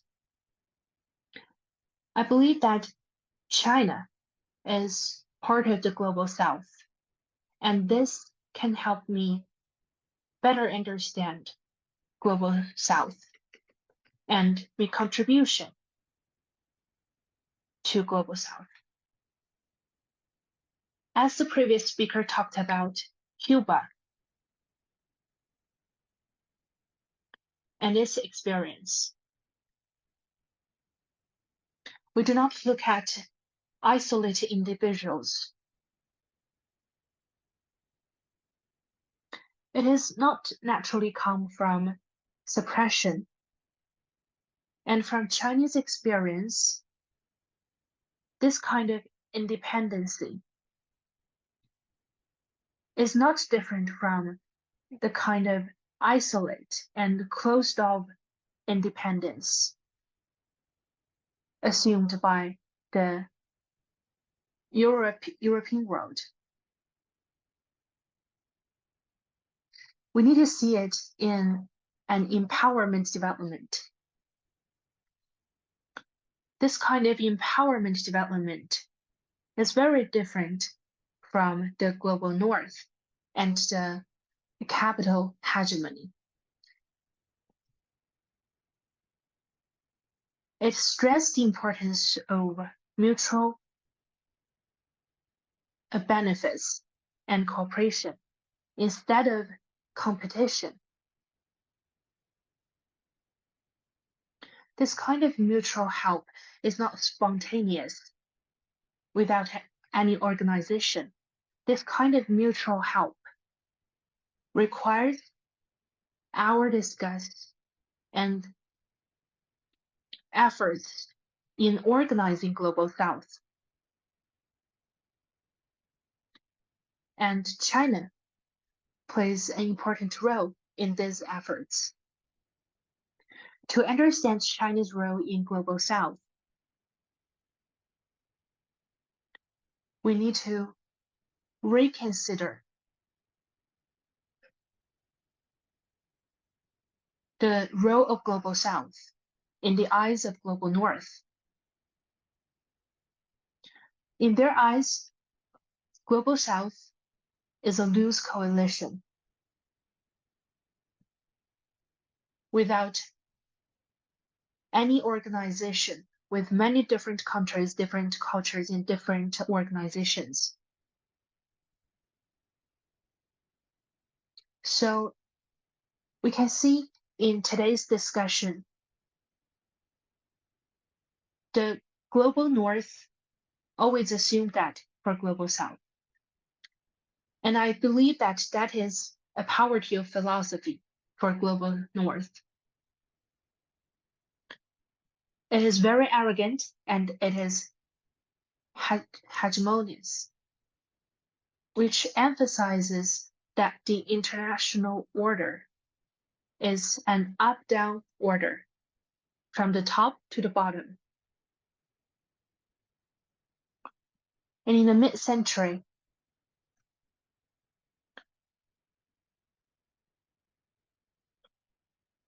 this kind of order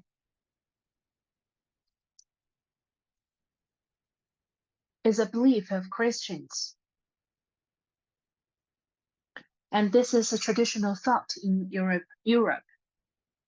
And this kind of top-down order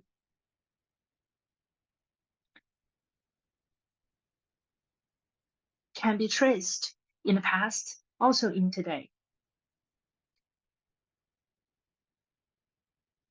HUDSON believes that the best and most peaceful order is a unified imperial order.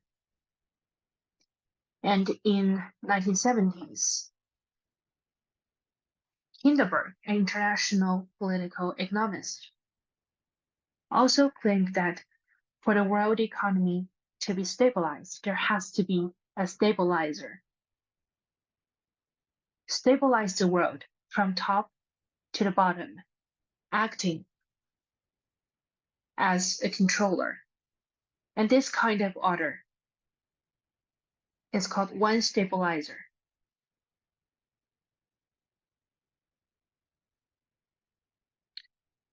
And this kind of top-down order can also be seen in capitalism, which develops to a confrontation between global south and global north.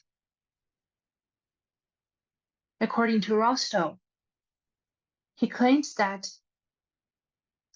for the world to develop is to make the global south develop into global north.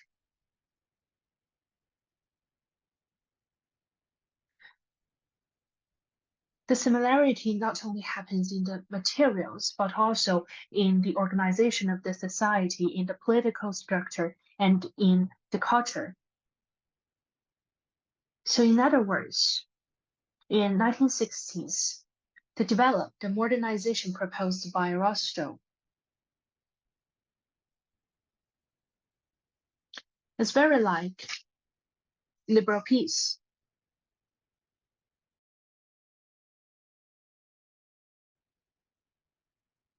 It also follows the tradition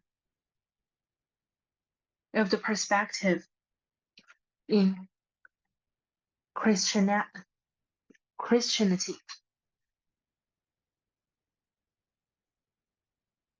In such perspective, all the different people, all the different organizations should turn themselves into global north in a very unified and single way.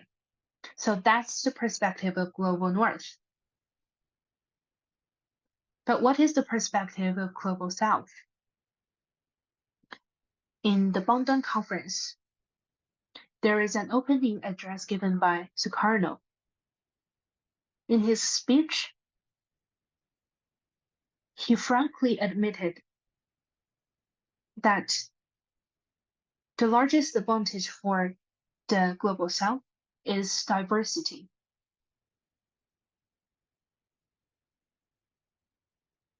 In the eyes of global north, this kind of diversity will lead to the failure of Bandung Conference, because they believe that there is no similarities in language, in religion, in social culture, will lead to a definite failure because they cannot reach a consensus under such a background. However, Sukarno believes that this can serve as the base, the foundation for Global South. The difference of Global South actually means that we are all independent.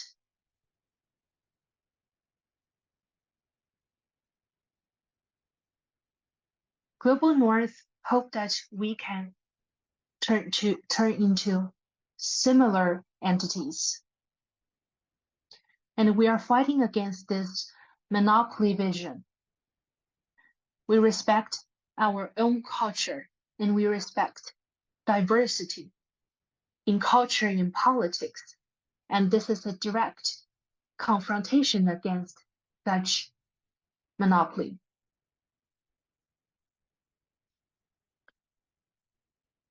He said, we are different, but we are unity in diversity.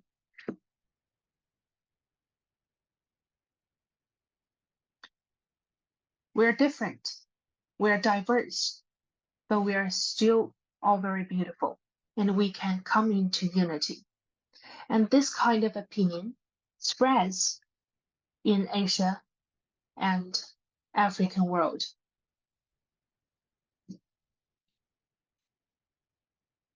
The hegemony from capitalism prefers a top-down international order. But for Africa, like for Zambia, he hopes that we can coexist in different structures. And Sukarno also mentioned that this kind of diversity, this kind of difference, doesn't deny that we want to progress in technology like Global North.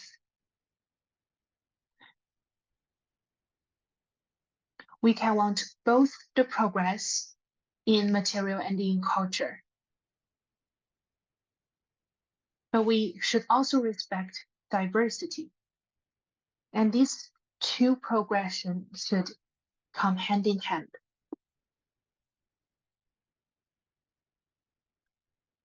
And we can infer that with the global expansion, with the expansion of capitalism,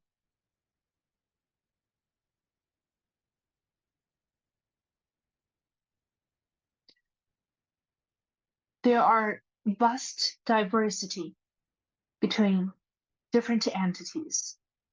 It doesn't mean that we do not have any entanglement or exchange.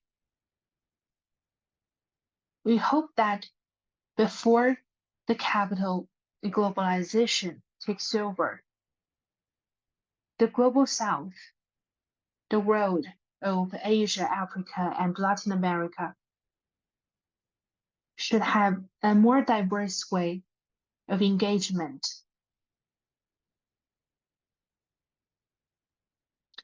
The capitalism, the globalization under capitalism has bring a monopoly order to the world, but we are fighting against it.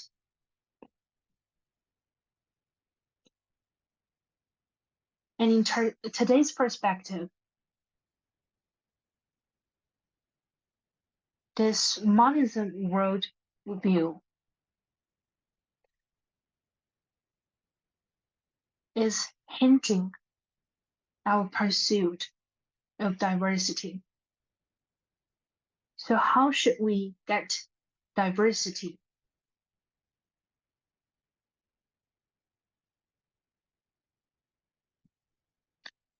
We can see that monopoly is held by certain structures. The Global North has a structure of military, of economy, and they also have legal structure.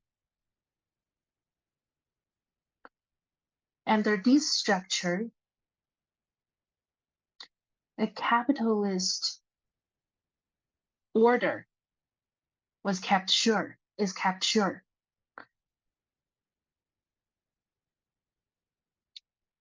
And this is an elite top-down capitalist world order. And this kind of order is controlled by military power. This is a graph from actual world military spending in 2022. It shows the military investment of the United States.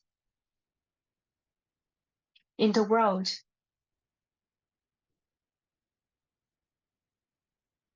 we have almost 75% of US-led military bloc investment. And behind this kind of investment, we can see the real logic of global North. So for global South, we need to fight against this military control. And the only way to realize that is the cooperation and unity of global South. And this global South is indispensable from modernization.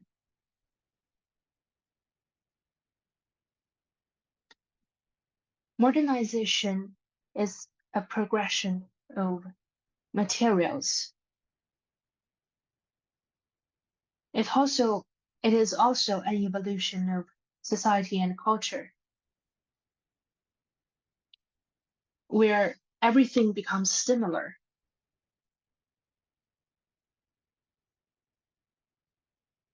But actually, we can see a different sense brought by modernization. For global South, we need to realize equality under a very inequality global distribution, under nowadays modernization framework. In this unequal structure, how can we realize self-empowerment? How can we improve our country from the grassroots living standards to the health standards? How can we get rid of such inequality, get rid of poverty? These are the shared concerns for global South. And from this perspective, when we talk about modernization, we can break the barrier between global South and global North. Because global North also have inequality issues, just like global South. There is widespread poverty and inequality in education, in development in global North. The rise of far right wing in global North is the evidence of the global North's dissatisfaction against neoliberalism. They also have the labor class that are suppressed. They also have the rights that are suppressed, just like many people in global South. So we can find our task for global South. The main task for global South in modernization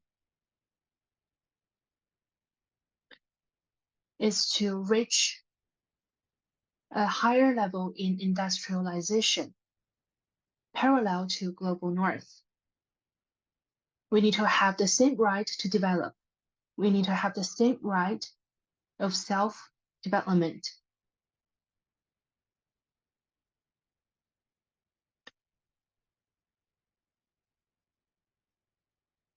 So we also need to reach an equal power in ecological development.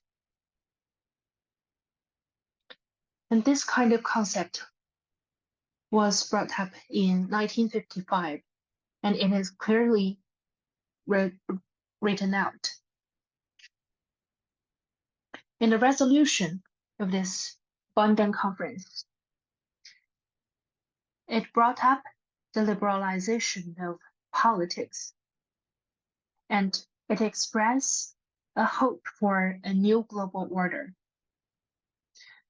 based on political morality and fight against the pressure brought by global north, like nuclear weapons, like wars, like the colonialization.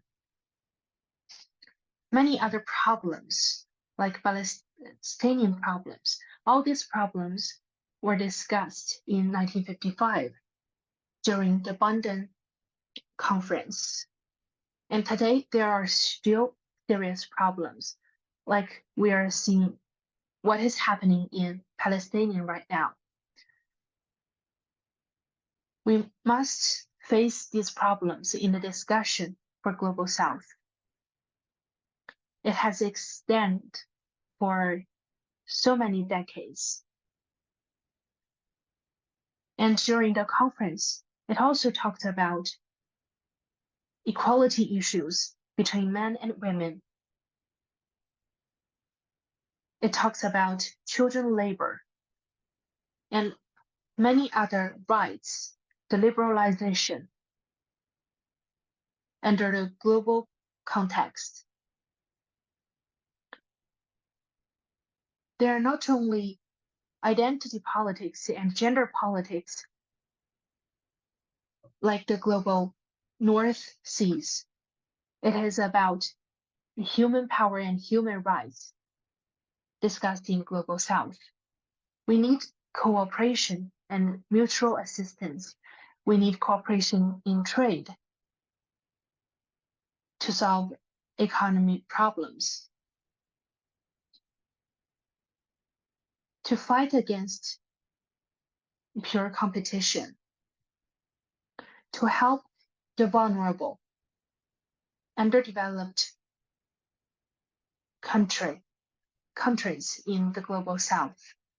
And this is a very important way to realize their development.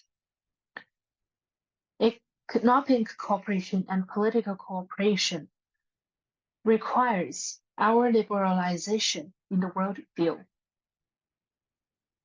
And to realize that, the Global South have agreed that we need cultural cooperation to realize that.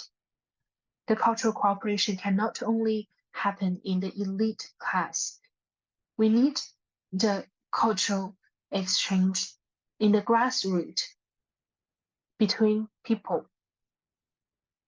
And this cultural cooperation was also seriously discussed in the London conference by exchanging taxes, by exchanging books, by having people exchange through education to get rid of illiteracy,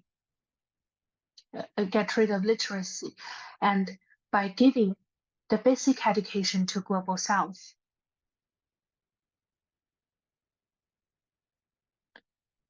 To build a new cultural cooperation, build a new order out of the competition, instead of competition. And here is a question: why does all these initiatives remain to today? Why weren't they resolved in the past? Because it is still an idealism for Global South. It's too loose, it's too romantic without any realistic support. And I don't agree with this kind of opinion. Because in the 1950s, the mutual beneficial spirit was also mentioned in 1964, in 1961, in 1974, when there are many movements and many proposals in building Global South. Recently, President Xi Jinping also proposed the South-South cooperation started in the one-day conference. He believes that the first question we need to resolve is what kind of road we want to build. Built on the discussions during the past 7 decades about Global South, about the cooperation between Asia and Africa,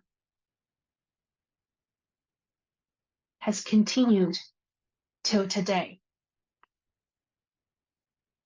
It is a very long dialogue and discussion through these decades.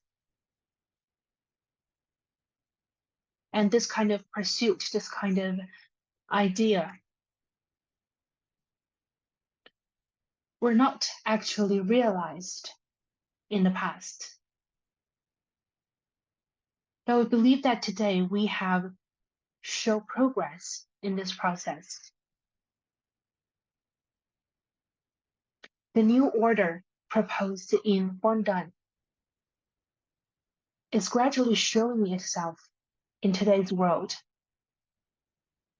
And I believe that the rise of China is an important evidence of that. And that's why I believe that the rise of China cannot be only seen as the competition of great power, but actually a representative rise for Global South. And I want to give a simple conclusion of the new order. I believe it features an equal and inclusive development, true diversity with equal subjectivities in multiple ways to globalization.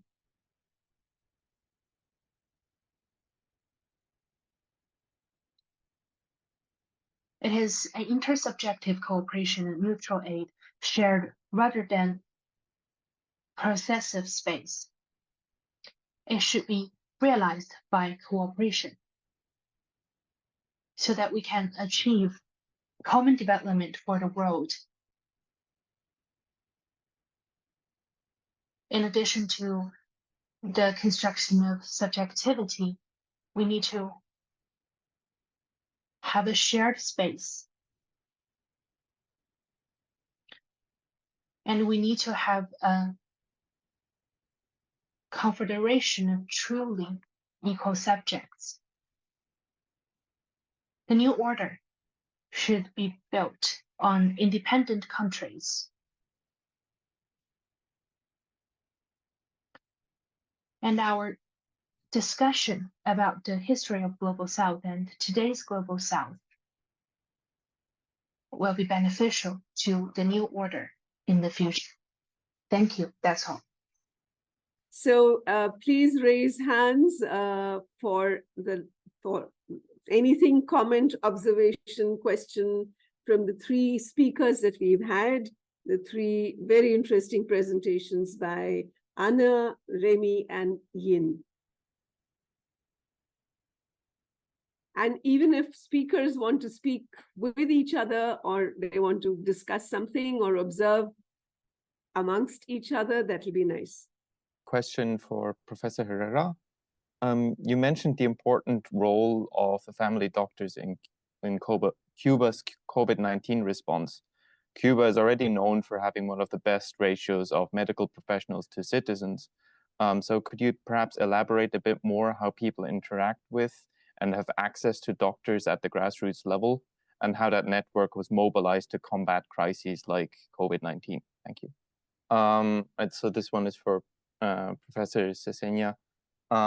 Sovereignty is central for fighting back against imperialism, what paths to sovereignty are there for the region, since infrastructure projects such as the North-South International Transport Corridor and the Belt and Road, which helped, for instance, Iran become more sovereign, are ineffective or even harmful in this case, and what other forms of political organizations are possible? Okay, so to respond to this question, the medical family doctor in Cuba, the family doctor system is very efficacious and very important in Cuba, because in the urban areas, there is a doctor who lives in the building. He does not have his office outside, far away from the neighborhood itself. He actually lives with the people in the neighborhoods, directly inside the neighborhood itself, each neighborhood. So this means that if he lives in the same place and he is available, or she, I'm sorry, they are available, and we can say that they are available all the time. If there are any problems, the family can go find this doctor even during the night. Of course, there are schedules, there are normal or standard time frames for the different appointments. But in the case of an urgency or an emergency of serious cases, the family doctor lives there, lives in the building. Everybody knows where the person is, and the person is available. In rural areas, the doctor lives relatively close by to the different towns. So the doctor is also quite available and accessible. This exists throughout the whole Cuban territory.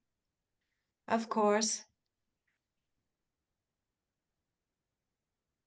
according to each neighborhood or district, there are also healthcare dispensaries. That is, these are places for appointments or consultation with emergency equipment as well. These are like doctors' offices, dispensaries.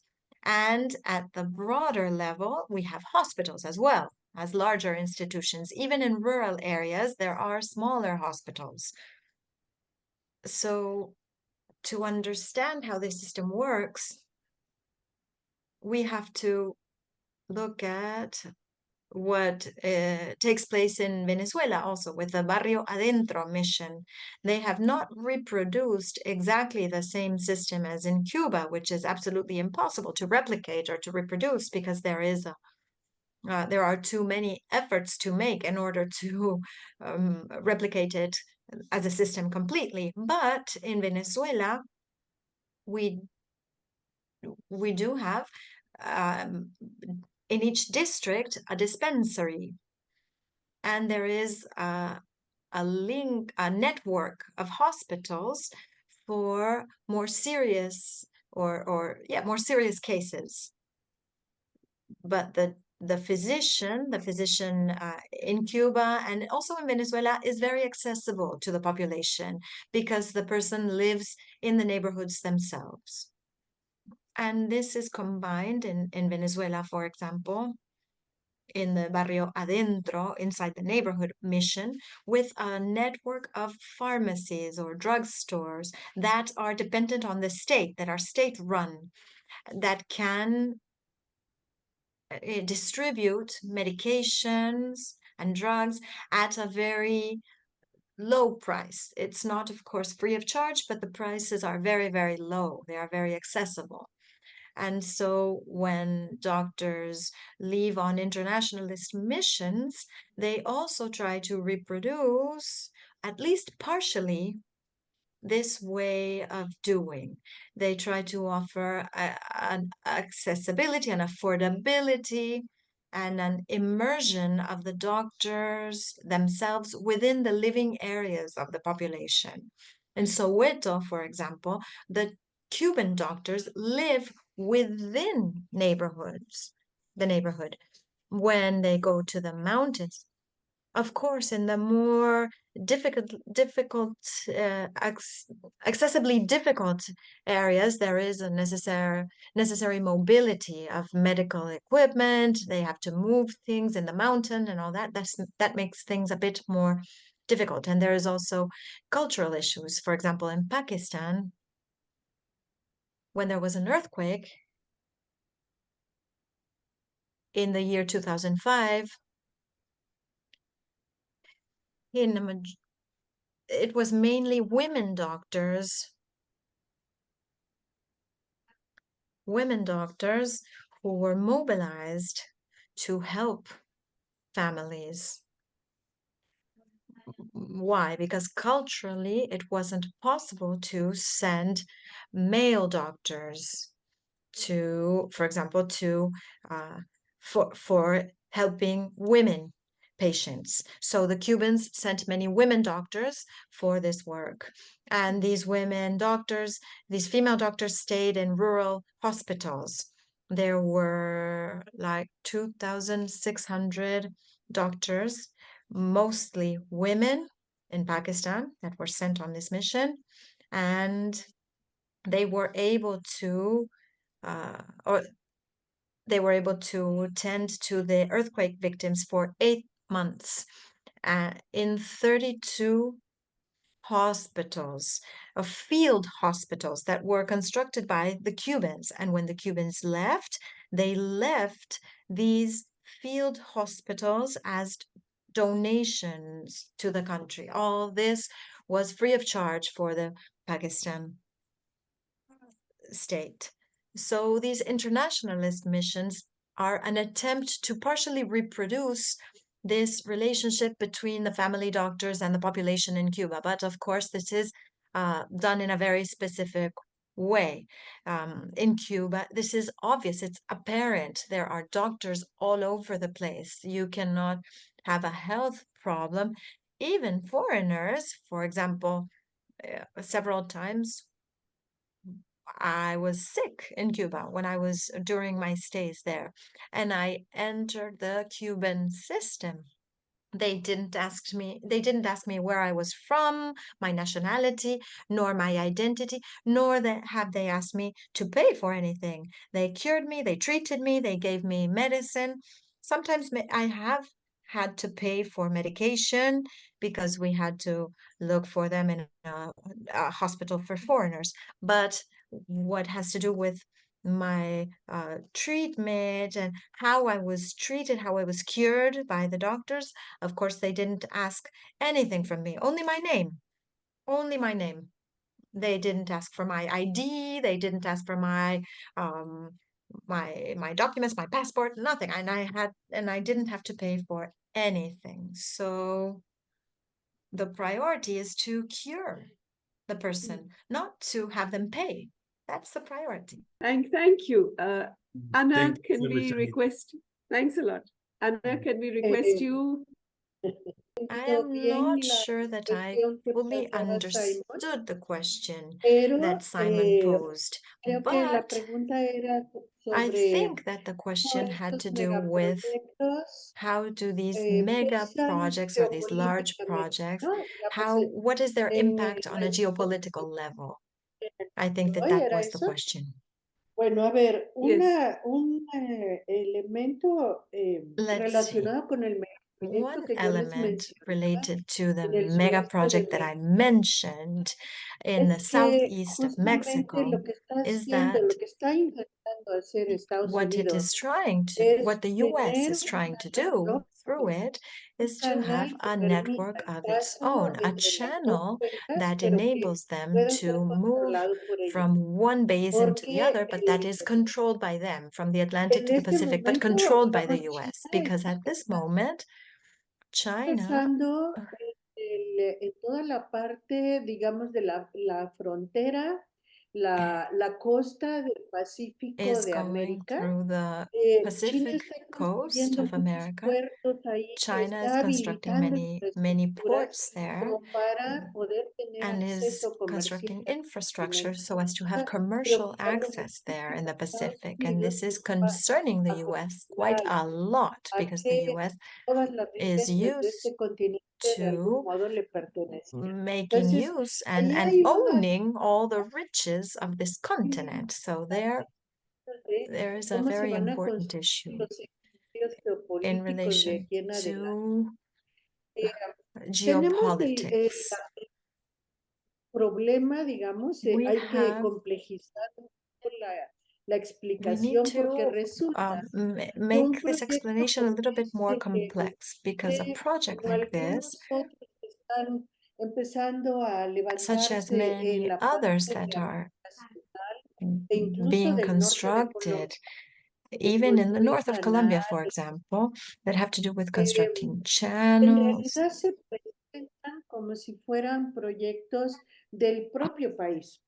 are considered as projects pertaining to each country. For example, this project is portrayed as a project driven by Mexico itself, by the country of Mexico, and the Colombian project is shown as driven by the Colombian government, etc. But who are these projects useful for? Mainly the US. Who do they serve? Mainly the US. So you have the issue of understanding that, for example, in this project related to China, last week, the chief of the Southern Command from the US arrived. I'm sorry, I apologize for the interpretation because the sound is breaking up quite a bit. But there is a dispute.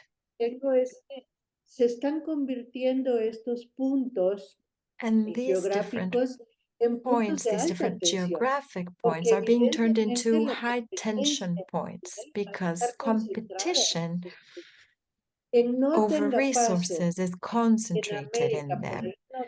Who is able to secure the passing from one side to the other in America is going to be in a superior position than those who do not control that passage or who cannot access that passage. They would have to go through other much less convenient points. But it also has to do with military position, because these passages, these channels or canals also enable the positioning of troops, of military bases, military force, not only the trade of commercial goods. And so they are very important in terms of the dispute in relation also to power imbalances at a worldwide or global level. I am starting to understand a collective East. Not only global South, but I talk about a collective East in formation. But I prefer that idea rather than the global South. When I talk about collective East, I feel that it is a force that is growing, particularly in Russia, China, and Iran. And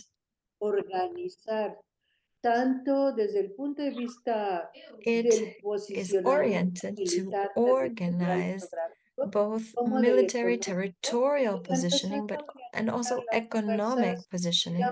And it is also organizing the forces of let's say, like an axis of global organization that is different.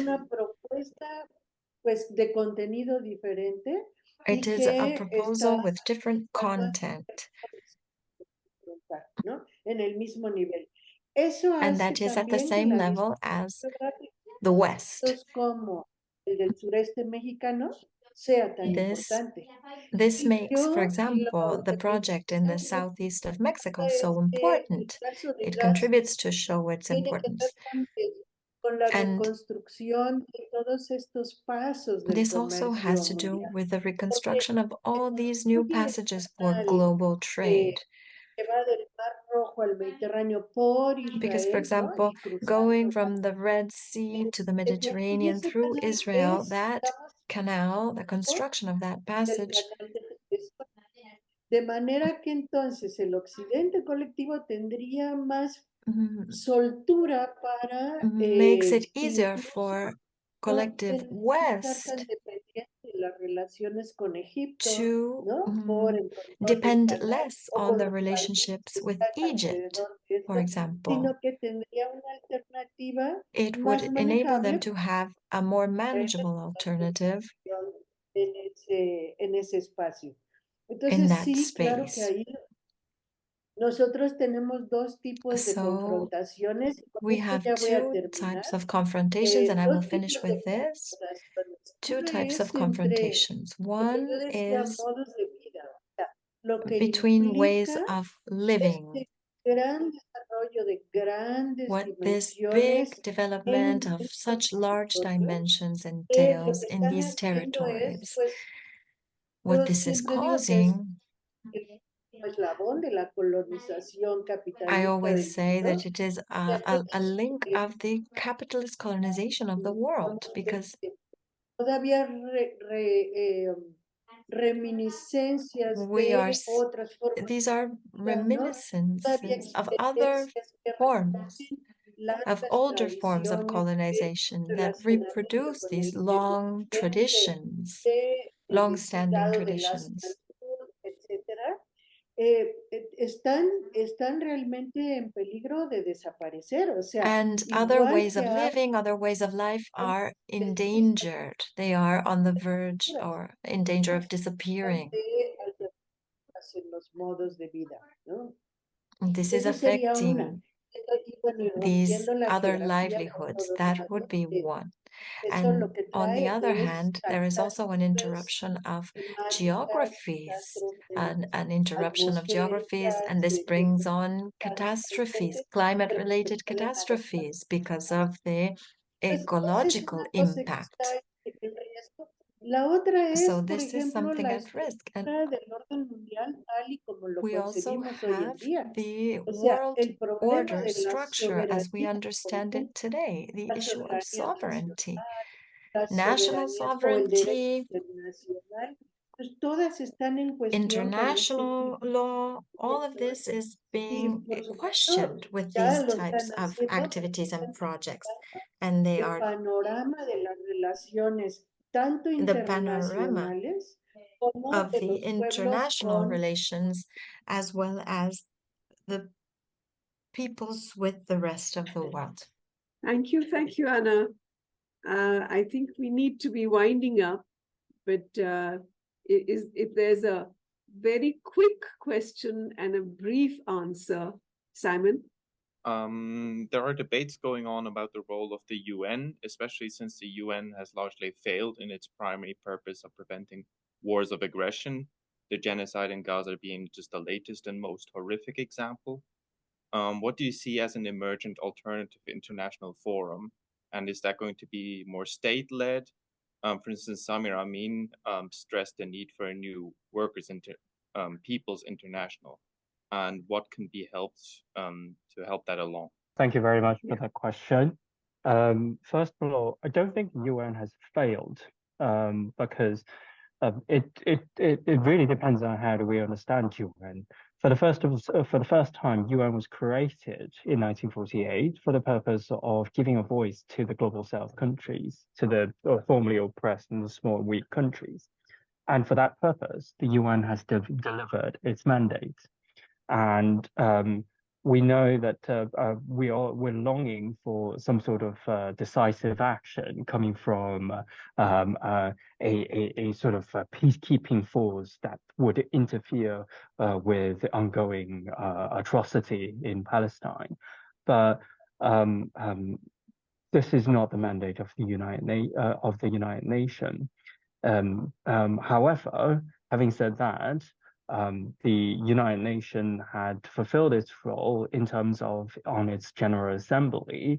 The issue of Palestine has been repeatedly brought forward, and it is thanks to that platform, the gruesome attitudes coming from some of the hegemonic countries were exposed to the rest of the world. And this exposure consequently generates huge momentum outside the UN platform.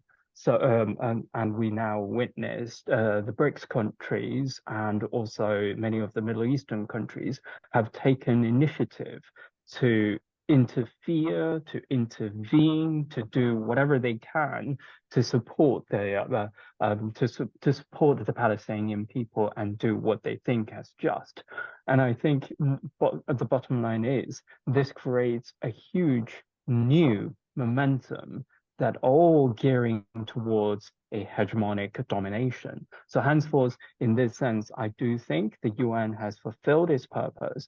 Throughout history, the world order has never been shaped within a hierarchical organization or any sort of institutional platform. It is shaped by a collective force of the people. It is shaped outside that institution. UN was shaped outside the United Nations. UN's mandate was capped because China fought a war in Korea, defending its cause of non-interventionism. UN was capped because, thanks to many of the other small and global South countries, were viciously criticizing the South African apartheid as an apartheid state. It's not within the UN platform, but it carries a momentum. It delivers a sort of a possibility for the larger majority of the global South countries to give their voice, give their concerns, and consequently generates more momentum outside the UN. So yeah, I hope the Palestinian issue in that sense would be resolved outside the UN platform, and this resolution of the Palestinian issue will reinforce the importance of UN. I think we'll need to wind up, and first of all, I think we thank all our interpreters because we're able to communicate and share our ideas and our concerns. And the last one about Palestine is a very, very deep concern, but we don't have much time to take this debate further. Thank you, all the speakers. Thank you, Anna. Thank you, Remy. Thank you, Dr. Ian and Professor Hudson, who may have retired or may have left. Kinchi and Margaret, I can take the position to thank you. And thank you very much for organizing this, for getting us all together and to debating these issues, because as I had said, you know, global North and global South are not sort of locations. I mean, global South specifically is shared deliberations. We have multiple global Souths everywhere, all across the world. And I think that is what we need to really be sharing, whether it's experience from the ground or from sort of theorizing. We need to take this further. Thank you very much.